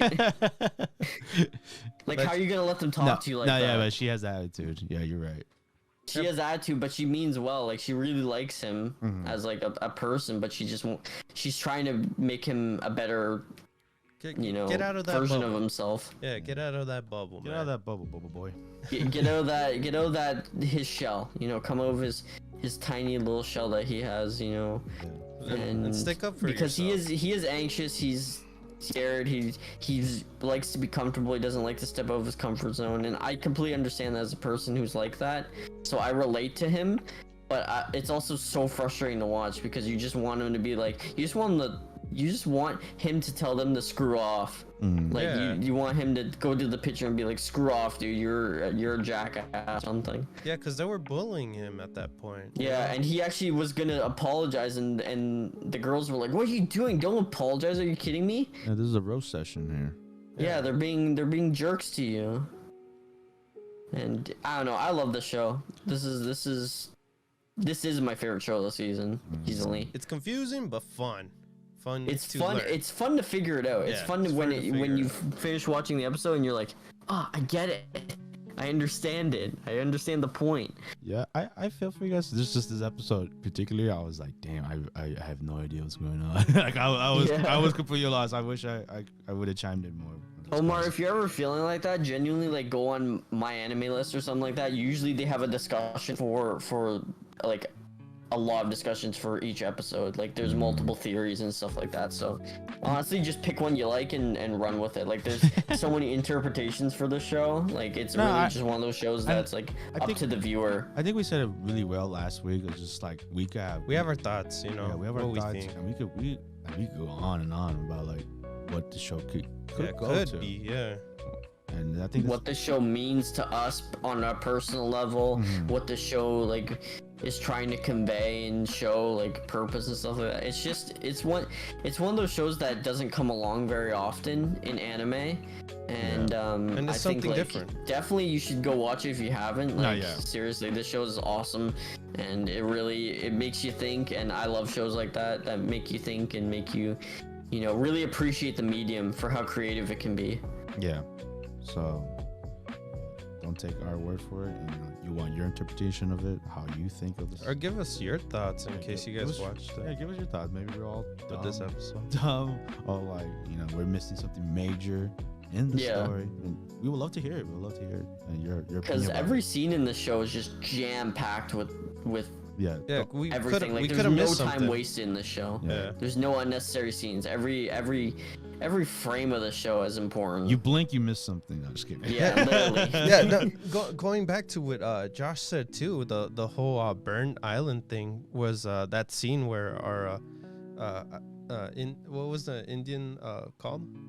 Indian boy? Rajhani, I think his name is. He had this whole building ish kind of thing. He was like throughout the whole I guess these 4 episodes, his creations kept growing and growing. Yeah, he's that's just like he's creating a huge enormous house, and all by himself too. Yeah. And like he's not using Mizuho's little power or anything to create that. Like he's just creating it, and he's super important too with figuring it out. But then a lot of people don't talk about him, or even they don't even realize he exists. Like everyone ignores him whenever he says something.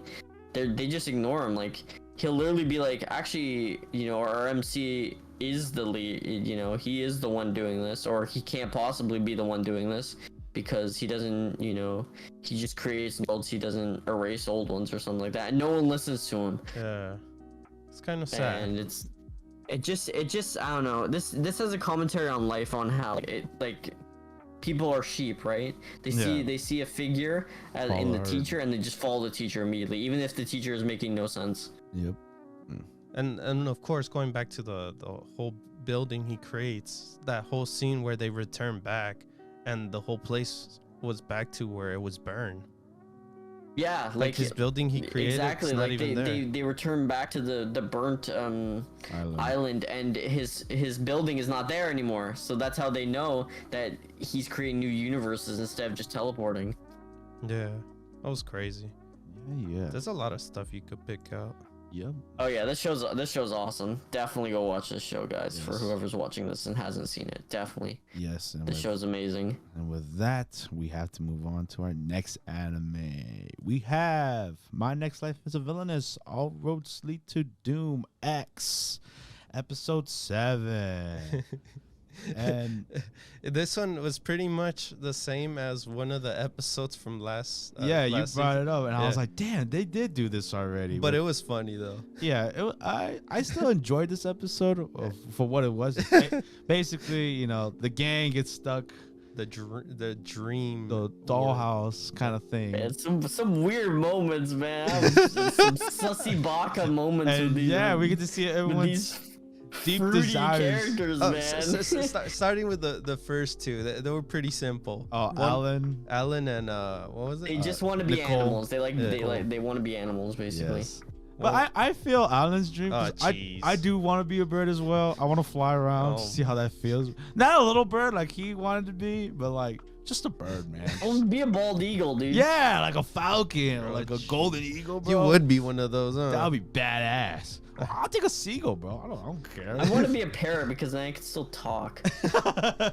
But so I liked his dream, but then Nicole just wanted to be a cat. Yeah, he was a cat. And then who?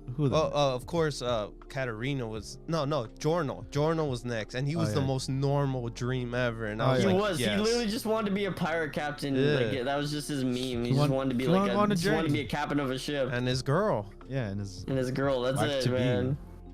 And then actually Katarina's was the most normal because she was just like, I just want to sit down and read books and play my Nintendo Switch. Oh man, are we gonna talk about? That's a lame. That's a lame. No, wait. That was a lame. Really, the sussy baka ones, dude. Oh man, I love. Starting with the punching one. Maria. Yeah, Maria wants to be a buff bodybuilder apparently because she wants to punch that dough. Yeah, she just wants to make pastry real strongly.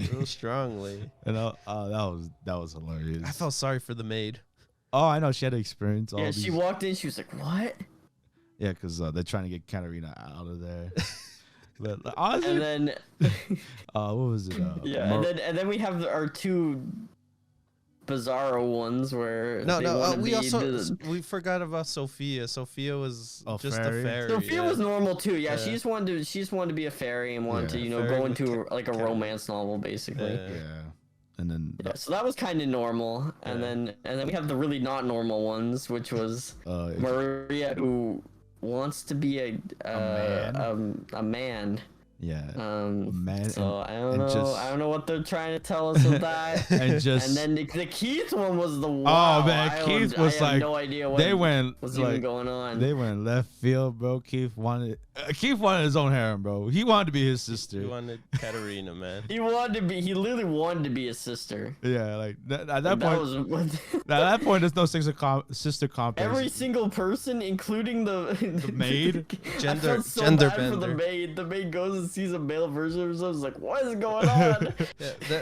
They swapped genders. Everyone swapped genders. Yeah. That was hilarious. Even the maid was terrified. She's like, I'm out. Like, I saw myself. Get me out of here. And then basically the shindig of this whole dollhouse is because we had to go get the doll that was making this. Oh, and all this fault was because of the new girl. The new girl. Lauren, something like that. I'm not sure. She. I don't know what I think about her. She's a little. I don't know if she's a good guy or a bad guy. Yeah. I don't know. Like mid, I guess. She's very neutral. No, well, as in like what place is she? Oh, yeah. I guess. Like, is she's a? I feel like she's a little. She's got that smile, that's kind of like she's up to no good. Yeah, she takes anyone in to her little group. Yeah, because we of course, this guy needed to be in prison, Yeah, Walt. Sora. Sora. Yeah, Sora. My bad. Yeah, Sora. Or what was his name before? Walt. Rufus. There you go. Oh my god. I'm bad with names today. Anyways. Yeah, but he's good. He's a good guy. Yeah, he's a good guy now. He got taken in to the good guys in a weird way. Guys. Good guys? Question mark. But yeah, we finally go to the final dream with Walt, and his was stupid.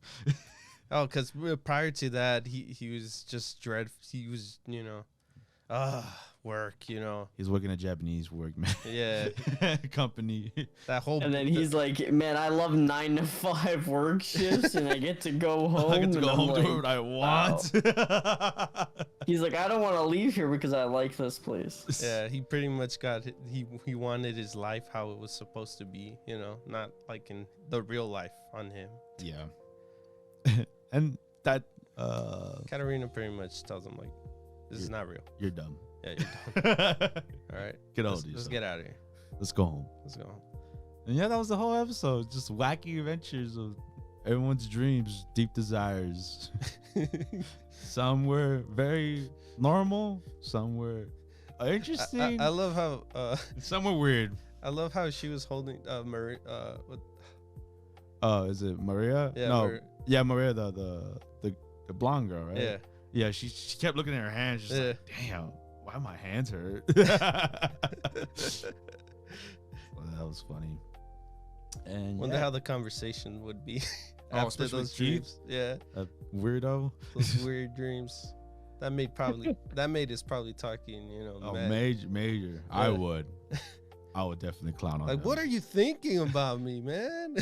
What is happening? What's in your head? It's so weird. Like, everyone loves Katarina, which is fine, right? Yeah, that's all. But I would definitely be like, not like Keith was like really bizarro, but at least it was consistent. Like, Maria's just like trans icon. I don't know what's going on with that. I would be questioning. She wants to punch that dough. No, she's talking about the other one. No, Mary. Sorry, Mary. Yeah, she wants to be the orange hair girl. She wants romance. She wants Katarina, baby. Yeah. Katarina, wants Katarina, baby, but she got to be a guy to do it. Yeah. It's okay. It can be girls' love. It's fine. Yeah. But in her mind, I don't judge. She wants it that way. Yeah, not in this anime world. Not in this anime world. And yeah, and with that, we'd like to move on to the next anime. We have My Hero Academia, season 5, episode 19. And I didn't think we would go this route. I just came out of left field with the whole backstory with Eraserhead and the Mike guys' past life with their old friend. Yeah, of course, one of the villains. Yeah, The League of Villains. one that teleported. Warp was his name. And that's crazy too. That we learned that he has part of. No, he is He Nobu. is a Nobu. Yeah, Nobu, yeah. he is part Which of. is crazy because Nobu. you have to think now how many Nomus exist, right? Like that's Yeah. insane. Mhm. And we learned a whole bunch of history about like how Nomus even work as well. Like we kind of got bits and pieces, but this was a big info dump Yeah, for that. like how they take existing heroes and use their powers as well, and you're like, oh damn. So how many heroes Yeah. are missing from They these tr- Nobus? And then they tried to get him back too. Yeah, that is pretty emotional for Eraserhead. He was like, damn, bro, I know Izawa was really like he was he trying. he wanted to save him so badly. Yeah, he wanted to save his friend, bro, and how But it was never gonna be a thing. But it, you know, he tried, man. they got a little bit of information. They said hospital, so Yeah, so that was a major revelation, and Especially for Hawk. Once he heard that information, I was like, oh, this is all coming to plan. yeah, it's all coming. yeah. I don't know if it's good or bad, but it's all coming to plan. Oh yeah, this is a huge step to see what our villains, or how they're all making the Nobus, and especially with the end credit, with the end scene with like the hang guy, like they're still experimenting on him. Oh yeah. I wonder what powers. I mean, it makes sense now since I think in the beginning of the season, like he like destroyed a city. I wonder what power he got there.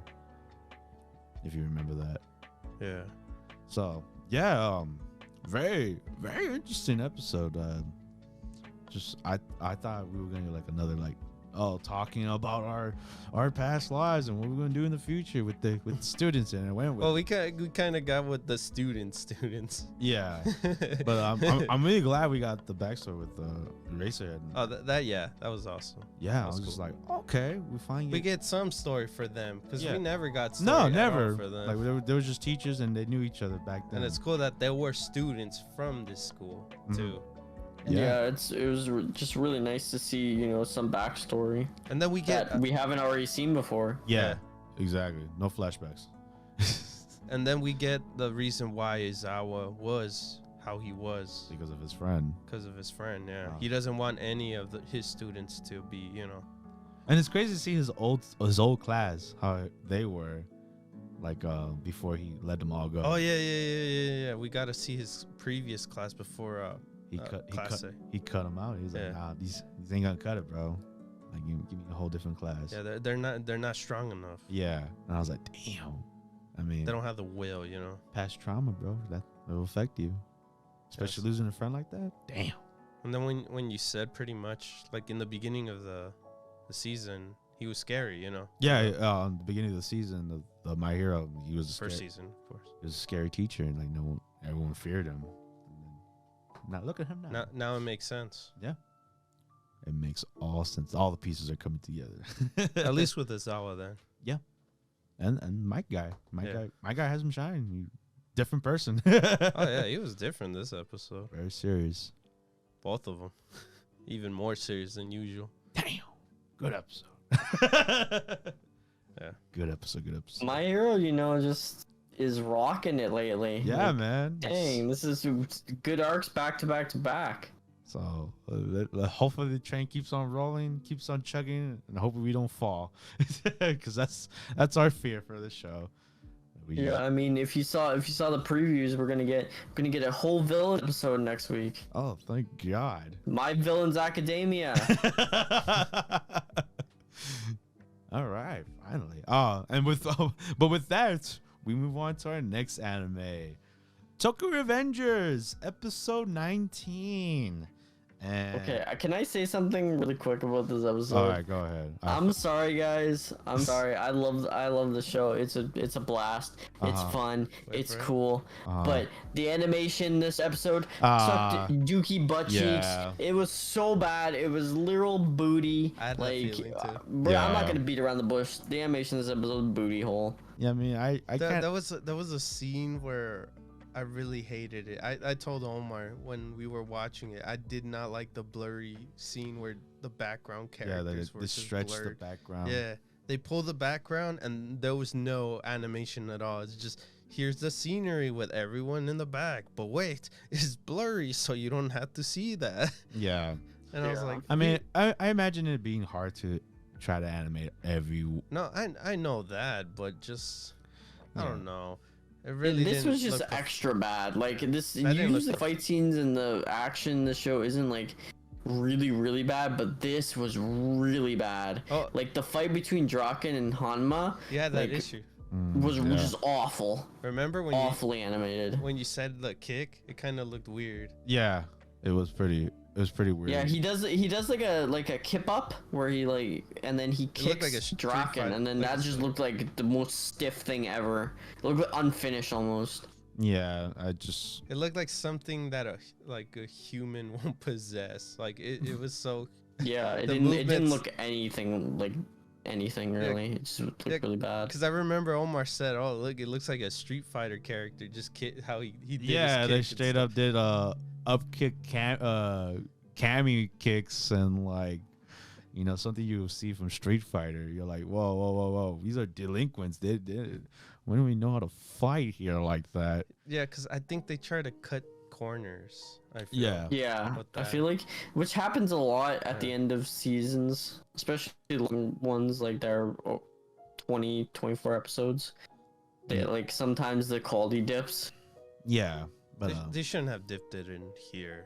If it. This is Yeah, a I major really felt fight. like this quality was really, even like on the faces and like the movements of characters was really Yeah, bad this the- episode. Oh, but whoa, they were that stiff. scene though, the Oh, whole we talk about Mikey. yeah, Mikey, jeez. Yeah, okay, Kazutora okay. is a psychopath. Okay. Mikey has a hard head, bro, because how could a man get hit with the steel pipe 7 times? Mikey's Goku, dude. He was dressed like one too, man. He took off the jacket and he was ready. Yeah, bro. I'm just like, He was Like, getting I don't know how triple this. Mikey's in middle school. Can we just talk about how these guys are in middle school? and they're fighting school. adults. Okay. They're fighting adults. They're fighting straight up adults. And And Like no, and- this show. hold on, hold on. Wait good, for it. but like, it doesn't make sense, man. over 300 Valkyries and only what 100 and yeah, 300 Valhallas Yeah. and then 150 Tomen. yeah. And They hey, were man, outnumbered. but hey, Takamichi's battle cry, bro. His crying. Oh my yell. god, Cry Michi. Oh, Cringe, Michi.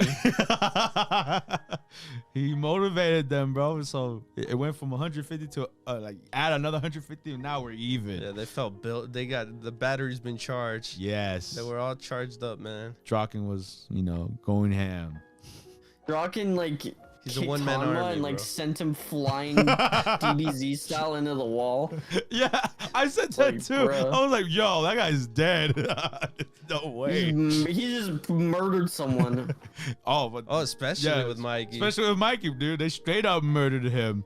Like he should be dead. That is no way. And then Mikey after should what he be did, dead multiple times, and he just kept getting up. And Kazutora literally like, oh, like I don't even know. Dude, they and then go- at the very end Yes. when Mikey like kicks Yes. through like 3 guys. Yes. And I'm like, what's going on here? This man is not human. My man lifted somebody that was on his leg.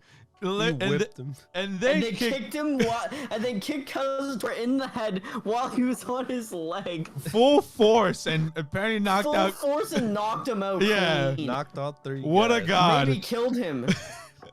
That's what Omar was saying. I was like, what a god, dude. If they, hey man, if they, what did he say? If they died, they died. For that Yeah. my man took like 20 full swing metal pipes to the Yeah. head. And Like full swing. and still got up. He was fine. Like he was bleeding, but he was- Like, No, he my, sat my down, man's bro. brain should be jelly coming out Yeah. of the side of his head. he should be like Glenn from The Walking Dead, bro. Like that. Like there's nothing there of him. Literally, he should have nothing there. His head should be caved in. And my dude just took 20 of them full force and was like, yeah, man, not even a concussion. Yeah. He took a seat, man. He's fine. Yeah, he just sat down mid-thing. He's like, he gets hit in the head like 20 times. He's like, am I your enemy? Like, what do you think? Oh, yeah, you said it was dumb. Yeah, Kazutora is a. I hate his reason. His reasoning was He's so like, it's dumb. your fault, Mikey, that I'm here. I was like, no, Kazutora, it's your fault. You murdered someone, you fucking psychopath. You killed my brother, you idiot. I'm trying to forgive you for effing sake. And but you're still going for me. He pissed me off, man. Dude, oh my God. No, him and Pain, what's his name? Sin and Punishment? Yeah. He's a dumbasses. Oh my God. Both Han was just like, he's just insane. Yeah, he's just crazy. Was like an idiot. Addictive, like, psychopath. Yeah, he's a straight up idiot. But anyways, that's... But it's cool with, at least Tsukimichi has two guys that are on his back, you know? Michibiku. Yeah. So... And hey, he told the guy... Tsukimichi kind of grew a bit, you know. He finally a little bit. Yeah, little by little. He'll probably like throw a swing in there. Yeah, he's finally getting in there. God damn. But yeah, we'll see if Kazutora is dead or not. Nah, he's still alive. And if Mikey's gonna walk off unscathed. Yeah, he's fine, man. And with Draken's alive too, man. See the guy? Yeah. Good. He got stabbed, so Mike is gonna live too. Yeah, man. He's good.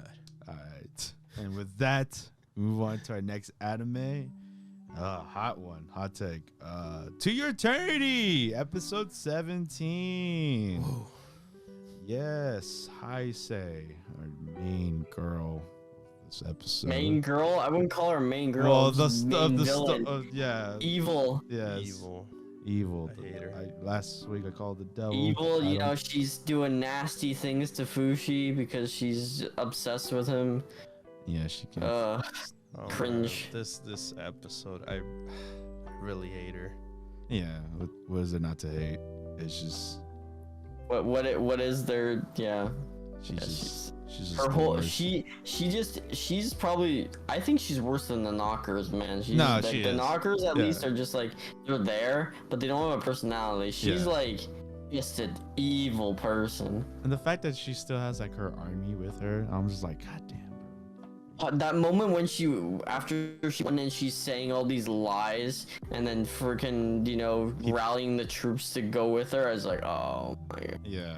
Shut up. I was getting pissed. And then she tried to get Tonari killed by making her the leader and stuff. Like, such a scumbag. Yeah. I wanted to well something. I wanted to smack something. I was gonna smack Omar. What the hell? I wanted to go into my TV screen, grab her by the throat, and just kind of throw her around a little bit. Yeah. Just make her suffer. Yeah, you love to hate her. I was terrified. It was a painful death, dude. I was terrified of them re-showing that scene because, you know, of course, in the beginning of the episodes, they love to the re-show us the recap, and I did not want to see that again. Oh my gosh, yeah. Yeah. Since you're bringing that up, I hate the fact that she brags about, you know, March, and I'm just you son of a Balthazar. He brags about Anyways, let's and then she brags about Perona as well. Yeah. Oh my gosh. Anyways, get her out of my this we podcast. Can't get her out of the face until she's dead. So since Torani is the new leader. Tonari. She's the new leader. She has a wish to get out of the island, but she's gonna bring all the kids, get them out of there. And Fushi makes a deal with Hayase and says, you can basically do whatever you want to me, but let them leave the island. And she's like, all right, deal. And so she lets them leave the island, and not very nicely, but she does keep her word. Yeah. And then Tonari's like, okay, well, I have a duty to save Pioren and Fushi because I owe it to them. And wait, Pioren didn't go in the ship? No. Oh, I thought she Pioren killed people, so she's actually in prison. Like, actually in prison. Oh, yeah. I thought she was in the ship too. No. Either way, she wants to be with Fushi. Because I remember she. Yeah. Well, I know she got knocked out as well, but like I remember she was like, "I'll wait for you at the port whenever you come back." I don't know. That's how I took it. Yeah, I don't think Puren's on the ship. Maybe. I don't know. I can't remember. I hope you're wrong. We'll see what happens. Yeah. And I can't remember. Either way, Tonari wants to say Fushi. That's all that matters. And I have a feeling that the squad is still gonna end up going with her, of course. Oh, like they're gonna go after her. Yeah, pretty much find a different boat that they have in the ship and pretty much go with their leader in a way. Well, because they're a squad, you know. I hope you're wrong as well. I know. I wish I'm wrong half the time. And now Fushi's in a well.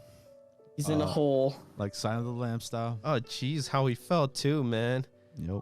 His body was just like, I got so all over the place, and it was just going back to one. Yeah, and I thought he fell in the water or something, but he splat on the floor. Well, because they know he's immortal, so that's true. Send him down. Jeez. Yeah, this was a hard episode to watch. I'm glad it wasn't like what I thought. Like it was gonna get real serious, like real intense. But it wasn't sad, but it was infuriating. Yeah, it was mad. I got mad. It's just the fact that this character's back and just winning, gloating. It's just the worst feeling. Man. Yeah, I hate her. Yeah, can't get that image off my head. The whole squad here hates her, and I know Robbie's not here, but he hates her too. So yeah, let's get out of this sad episode, angry episode. We move on to our last anime, Dragon Quest Dai, episode 44, and we're gonna have an epic fight with Pop and the Reaper, and it's gonna be. What? No. What do we get instead? No, because Pop would die. He would actually die again. Like, not just die, but probably be Grim Reapered with that scythe. Straight to hell. Yeah, but where he belongs. He got saved. Yes, because Mom and Hyunko OTP. No, stop, Team Pop. Don't. I can't take this. Every week. It no, needs to be brought up. Pop has spirit. Yeah, but man. Hyunko, look at him. You know, laid in bed. Look at him. I guess who's by that bed? The princess and the medics and the medics. And then the random soldier guy, they're there by him. But yeah, Crocodile saves Pop. Yeah, comes in clutch with his eagle, which we haven't seen in forever. Yeah, we haven't seen it in a while. So I was shocked to see that thing again. I was like, whoa, okay. It looks weird, but okay. Hey, man, it saved his life, you know? It did. It saved Pop's life, and then Crocodile's like, yo, I gotta go find Dai, bro, because Pop, you effed up. Oh god, and he still wanted to go too, man. Let me take the rat, dude. Let me take Chew, bro. Chew is such a jerk for no reason, dude. Yeah, but he was a jerk in Pop being a dumbass. Yeah, he straight out told him like, hey man, you messed up too many times, man. Yeah, I love. Yeah, but still, what? Chew didn't have to rub it in his face, bro. Punch that around that face, dude. He does. That guy. I hate Stuart. Punch him in the face, man. I'm gonna respect him for that little thing. All right, that was it. Cause you know, Dai is under the ocean right now. Yeah, and like, it's saved by his sword. Yeah, that got chipped, bro. I can't believe the sword got chipped. I know the sword got chipped, man. He just barely got it, man. It was been birthed. Why did you go for the Giga Zap, bro? Damn, bro. Oh, I told you it was the dead. Yeah, you did call it. It was it was Baron's attack. Yep. Like biggest attack. Like father, like son, you know. I know. I was like, hell yeah. Oh man, we're not even talking about the biggest reveal. Vern was actually finally shown, the big baddie. Yeah, he's an old man. He's an old man that loves chess. Hey, did you like the explanation? And Hadlar was like, I can beat him up, but I can strangle his little weak ass looking neck. Ian's like, I know you did not just insult me right now. Yeah, and he's like, oh. He's like, oh no. Oopsies. Hey, did you like how they explained how to play chess? Yeah. Yeah, I liked how they explained that. Thanks, man. Oh, I told Omar, they explain chess, but you don't explain me the game of Dragon Quest? Hey, man. Whatever, dude. But I know how to play chess. But I feel like those chess pieces are gonna become like. Oh yeah, the 5 he presented right in front of Hadler, because of what he did, of course, to die. He knows that Dai's not dead, but he was defeated. Yeah. So he's like, you know what? Here you go. Here's your redemption. Here's your redemption. Here's a new squad. Like I would have put you back in the what, Demon Lord thingy. Yeah. His old position. Yeah. He wants to. But what I like about Handler is like he doesn't go back to it. He doesn't become like how he used to. He's like, nah, I just want to take them down. I want to take all the Avon disciples. I want to just take them down. They're going down. They're going down. I have hate in my heart for them. Yeah. I despise them. So let me take care of them. And yeah, and the little dude, the little gremlin guy, he got left out, bro. Oh, that was funny. Yeah, because he sucks. I hate him. But he made Howler. Yeah, but he's booty. Yeah, he's a cheater. And I feel he's a dirty little goblin. He's a rat. Oh my god. He's a rat. He's steward. But yeah, that was Dragon Quest Dai. Oh, you know what? He's the steward of that side. Yeah, he is. Basically, yeah. Yeah. But yeah, that was Dragon Quest Dai. Basically set up for the next arc, and we gotta get Dai out of the water from his sword, and hashtag Team Pop all the way. Anyways, no, I know. No. No. Hashtag Team Pop in the comments. No. Anyways. Hashtag Team Hyunko, all the way, baby. OTP. I'll read fanfics about Hyunko. Oh my god.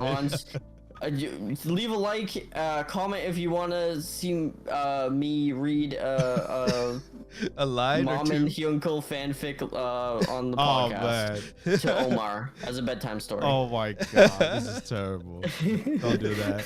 Just leave a like and comment for Team Pop, baby. Anyways, let's that wraps up our animes for this week, and we have one bit of big news, major news. I think an update. Basically, well, news and I guess the one thing I wanted to say, of course, we're also this week we were trying. Oh well, at the time of this recording, we didn't have a chance to watch Faye.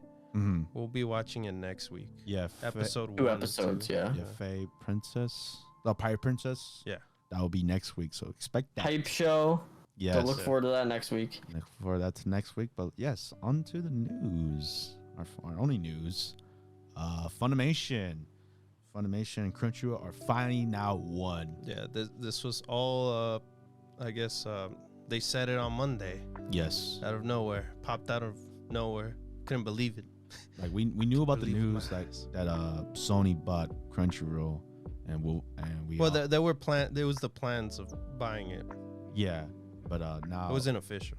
Yeah, no, it wasn't official, but now it is. Yeah, they completed the purchase. Everything's said and done.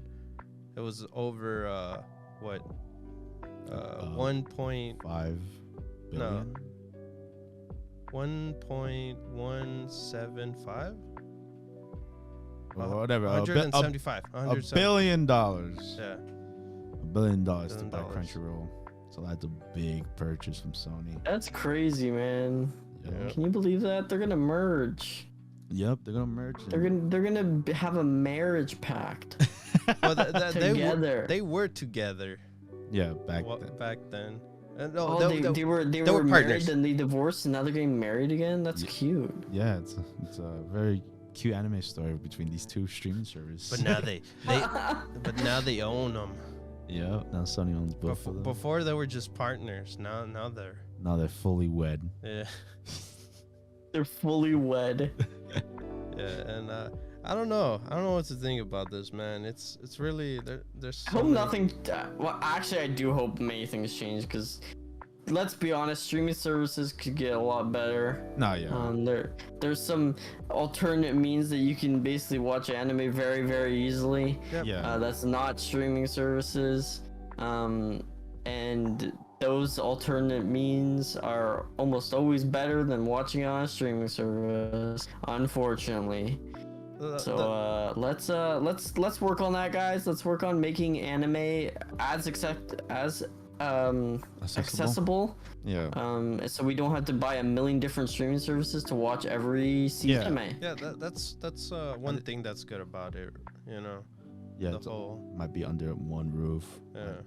Yeah, that's really good because you're only gonna need to get one subscription service now to watch more anime. Because it's a struggle to have so many streaming services. You have Disney Plus, Netflix, Amazon Prime. You have Netflix. You have Crunchyroll, Funimation. You have Aniplex. You all have that adds up. So many of them. Yeah, it adds up to a lot, especially if they're each like. If you get the max for each one, which is like Crunchyroll's like 14 or something a month. Yeah, like for like the max. 15. Like at that point, if you have so many streaming services, at that point you're like almost paying cable price. Yeah. In a way. Yeah. So. And it's a struggle too, because I had this issue so many times where, what should I do? Should I keep Funimation or Crunchyroll? Crunchyroll has more anime that I want versus Funimation. Funimation has the shows that are kind of like important, so I don't know if I should stick to this one. And I guess with this, who knows how they're gonna do this, and maybe merge it, maybe put it into one, hopefully. Yeah, I think that's what we're all hoping for. Like that's and then all become one package. But if they're gonna do that, do you think they raise the price? That's tough. Because at that point, then there's no point even doing it. And I had another thought too. Like, are they gonna merge them right away, or is it gonna go get implemented into Verb? Because Verb is the one. What they had that, but a while ago where it was Funimation, Crunchyroll, Rooster Teeth, a bunch of other ones. Yeah. And I wonder if they're gonna go back to that, where Funimation's gonna be in, and what's gonna happen to High Dive, because High Dive was supposed to be the counter to Funimation, of course, for Dove Anime, in a way. Yeah. But now, I hope it doesn't go to Verve, because in Canada we don't even have Verve. Damn. Like, this is not a thing. So there's so many questions to There's not a lot of answers right now to what they're gonna do with it, other than how they purchased it. Yeah, it's under Sony's house, and it all depends what Sony's gonna do with that, with Crunchyroll, and what's gonna happen to the Crunchyroll originals too. Are they gonna keep running it how it was, or because worst case scenario is just Funimation Sony doesn't do anything with Crunchyroll, and we still have our two platforms. That too. Yeah, they just now they get money from them. That could be a possibility. Yeah, it's possible for anything at this point. It'd just be really like, I don't know. I don't see a point in that really. Keeping both sides. Yeah, I don't know. That's just my theory of it. Or like I said last time we covered it, improve the service itself, because it's running on old hardware and stuff. So better streaming service. Crunchyroll's streaming service doesn't even use HTML. It's horrible. Yep. So I'm just it used Flash until Flash died. Literally died. Literally died. It was like, why were you using Flash in 2020? Yep. Jesus. So yeah, that's our thoughts on the whole Crunchyroll, Funimation. Yeah. Hopefully they find a simple and easy way to merge these two, at least, and a cost efficient way to, not make it overpriced. You don't want to be paying like $20 for a service or something. Hopefully it'll be like Netflix price. Netflix price? 13. 12. Okay. That's just the only way. Yeah, because right now, I guess Crunchyroll is pretty big. Well, of course, they... Because Crunchyroll is like $9. Yeah. And then Funimation's like $8, $9 as well. Depending what Depending what service you get, obviously. Yeah. But those are the cheapest ones, so I can think off the top of my head. Yeah, so hopefully they get that fixed or whatever whatever they're gonna do. Update their audience, bro. Yeah. Don't keep us in the dark. Yeah, because Crunchyroll has quite a few people, man. A lot. I don't think they'll let them go. No, I know. I'm not saying let them go, but don't make them leave the Crunchyroll. You gotta find a way where everything seems right for both of the services, I guess. Only time will tell, man. Yeah, it's hard, man. Only time will tell. And with that,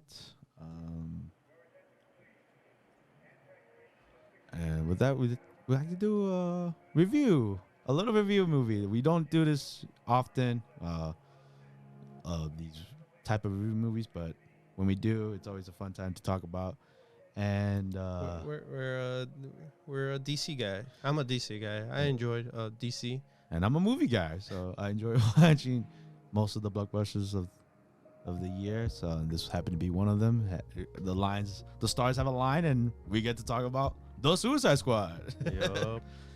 And it was an interesting, appreciative take, because the one from 2016, Suicide Squad, was a bad taste for everyone's mouth. And it was still at the whole serious, gotta be serious. Yeah, I mean, it was a different take. I know that was the haha moments, but it was more still serious. Like, it was more street, Yeah. like gangster Yeah. Suicide Squad. Like, obviously with the Killer Croc. To tell you the truth, I didn't feel that much for the characters. As much as this one. Yeah. So The only thing that was enjoyable was the two characters that came back. Rick Flag and Amanda Waller. Oh, and Harley Quinn. Oh yeah, of course. Harley Quinn, and then Boomerang. Oh, we won't go into detail what happens to Boomerang, but anyways, I just wanted to say Boomerang. yeah, because he came back. If you're expecting blood and like gore and just like what Suicide Squad really is about, this James Gunn delivers, man. Yeah, it really felt. With James Gunn, he really made us care about these characters. Well, after some of these die, of course. Spoiler. Yeah. Some of them die. We won't say who, but like some of these characters don't get attached. But the ones that do stay, I really enjoyed. Oh yeah, I really enjoyed the character development we got with our main squad, our main Suicide Squad, is very, very enjoyable. I love I got the same vibe as Guardians of the Galaxy, Really? That in some ways, even though they're bad, they found a way to connect. You get me? No, yeah. You feel very attached to like they felt like a squad. Most of the characters, even like characters you wouldn't expect, like Polka Dot Man. I'm just like, damn, bro. You get to hear their stories. Yeah. I wouldn't think that I would care about Polka Dot Man of all characters, but here we are, 2021. I like how they went with King Shark. Oh yeah, King Shark was hilarious. Because it's different from, I guess, the comics, and then also the show, the Harley Quinn show. Yeah. He's more friendly and talks a lot, and in this one he's just dumb. But he's fun though. He's fun, and he wants friends. Oh, at first he didn't want friends. Hey, he was gonna eat one of our characters. Hey man, hand. And I wanted to tell you this too. I'm like, wow, I didn't know they made me feel for rats. Oh man. Oh yeah, they introduced a rat villain, character, and it's just, man. I love me some rats now. She was adorable. Yeah, I liked her. She was awesome. Everyone in that main Suicide Squad cast is great. Bloodsport, of course, Peacemaker. Yeah, Those- John Cena. Yes, John Cena. Man, I couldn't see how great this John Cena was in this movie, bro. He really killed it here. Yeah, he did. Honestly, he steals the show. He steals the movie for me, man. John Cena. He shoots too many bullets, man. Yeah, He likes hacking a lot. And then, yeah, like how you said with Harley Quinn, I think she did a phenomenal job here. Oh yeah. She did a way better job than the original Suicide Squad. And then we get to realize that, oh yeah, she's crazy. the scene, especially at the prime minister's house. Oh yeah. I'm not gonna go into detail, but Yeah. that whole scene, I'm like, wow. And man, it shows how crazy psychotic Harley Quinn is and how powerful she is as well. Yeah. So- This movie was just dumb fun. Yeah, it's just a great time, bro. I think it's funny, it's action packed, it has the whole package, man. It has the whole package, and it's a shame that it didn't do well in the box office, but at the same time, it's still getting its recognition of being a good movie, being a good Suicide Squad movie. So Yeah, and Ric Flair was a little bit fun here. Rick Flag, Ric Flag, my bad. not the woo guy. Not that guy. But yeah, Ric Flag, yes. Yeah, very enjoyable in this movie. I just like how everyone treats it like not too seriously like the original one. Yeah. It's like it's more comedic. Oh, but damn, it got serious with Amanda Waller, man. That lady. Oh, she's a great actress. She's a great actress. No, yeah. And when she played her, I was like, wow. No, she's really good. She plays her like in the comics, in the Yeah, that's how I imagine Amanda Waller being in the cartoon. yeah, in the cartoon too. Yeah. The movies as Mhm. well. I'm Yeah. like, damn, She nailed it. she nailed it. I'm glad they brought her back. And what happens too? She deserved. But yeah, it's a great time. Climactic ending, and it's just a fun time. Way better than the original. So, what would be your rating, David? I'll let you go first. Like about like an 8. An 8? Yeah, an 8. Yeah, I'm in the same boat, bro. Same boat. I also give it an 8 out of 10. It's just a good time, and it really caught me off guard, man. Just how funny and how great this movie, I guess movie is. at first, my hopes weren't that high. Yeah. I guess. No, yeah, I was the same boat because obviously from the last one, Yeah. but just seeing this, I'm just like, damn, Django's delivered and Yeah. his weirdness. It was fun through the whole ride, pretty Yeah. much. There was no down times. No, especially when the times when we got more character development, it was very entertaining. and I think one thing, like the whole transitions to a different. Oh, I love those. yeah, The that was cool. It doesn't take you off the scene. Like it keeps going. Like if you don't see it, like you won't see it. But like if you rewatch it, you like there's like those credit cards, like credits where they show you like what's happening. Like meanwhile, stuff like that. Yeah, like the camera angle would like change, and Mhm. then the words appear, or the fire just appears. Yeah. And it says what they're gonna do next. Yeah, so that was cool. That was really cool. Good touch on that. It was funny in the bar too. Oh yeah, When they went to the little bar player. that was a good scene. But yeah, if you haven't seen it, give it a watch. It's on HBO Max and on theater. So Shark King was awesome. yeah, King Shark. King Shark, my bad. It was amazing. Oh man. And with that wraps up our anime news. And if you made it this far, thank you for listening to us. We really appreciate it, and hopefully you'll be here for next week. And with that, don't forget to like, comment, and subscribe, and share if you think we're cool. If you think we're awesome, and you want to tell your buddies that come watch us, come hear our opinions of animes and nerd culture. And with that, this is Omar, And this is David. And this is Josh. see you guys next week. Goodbye, guys. Bye. See ya.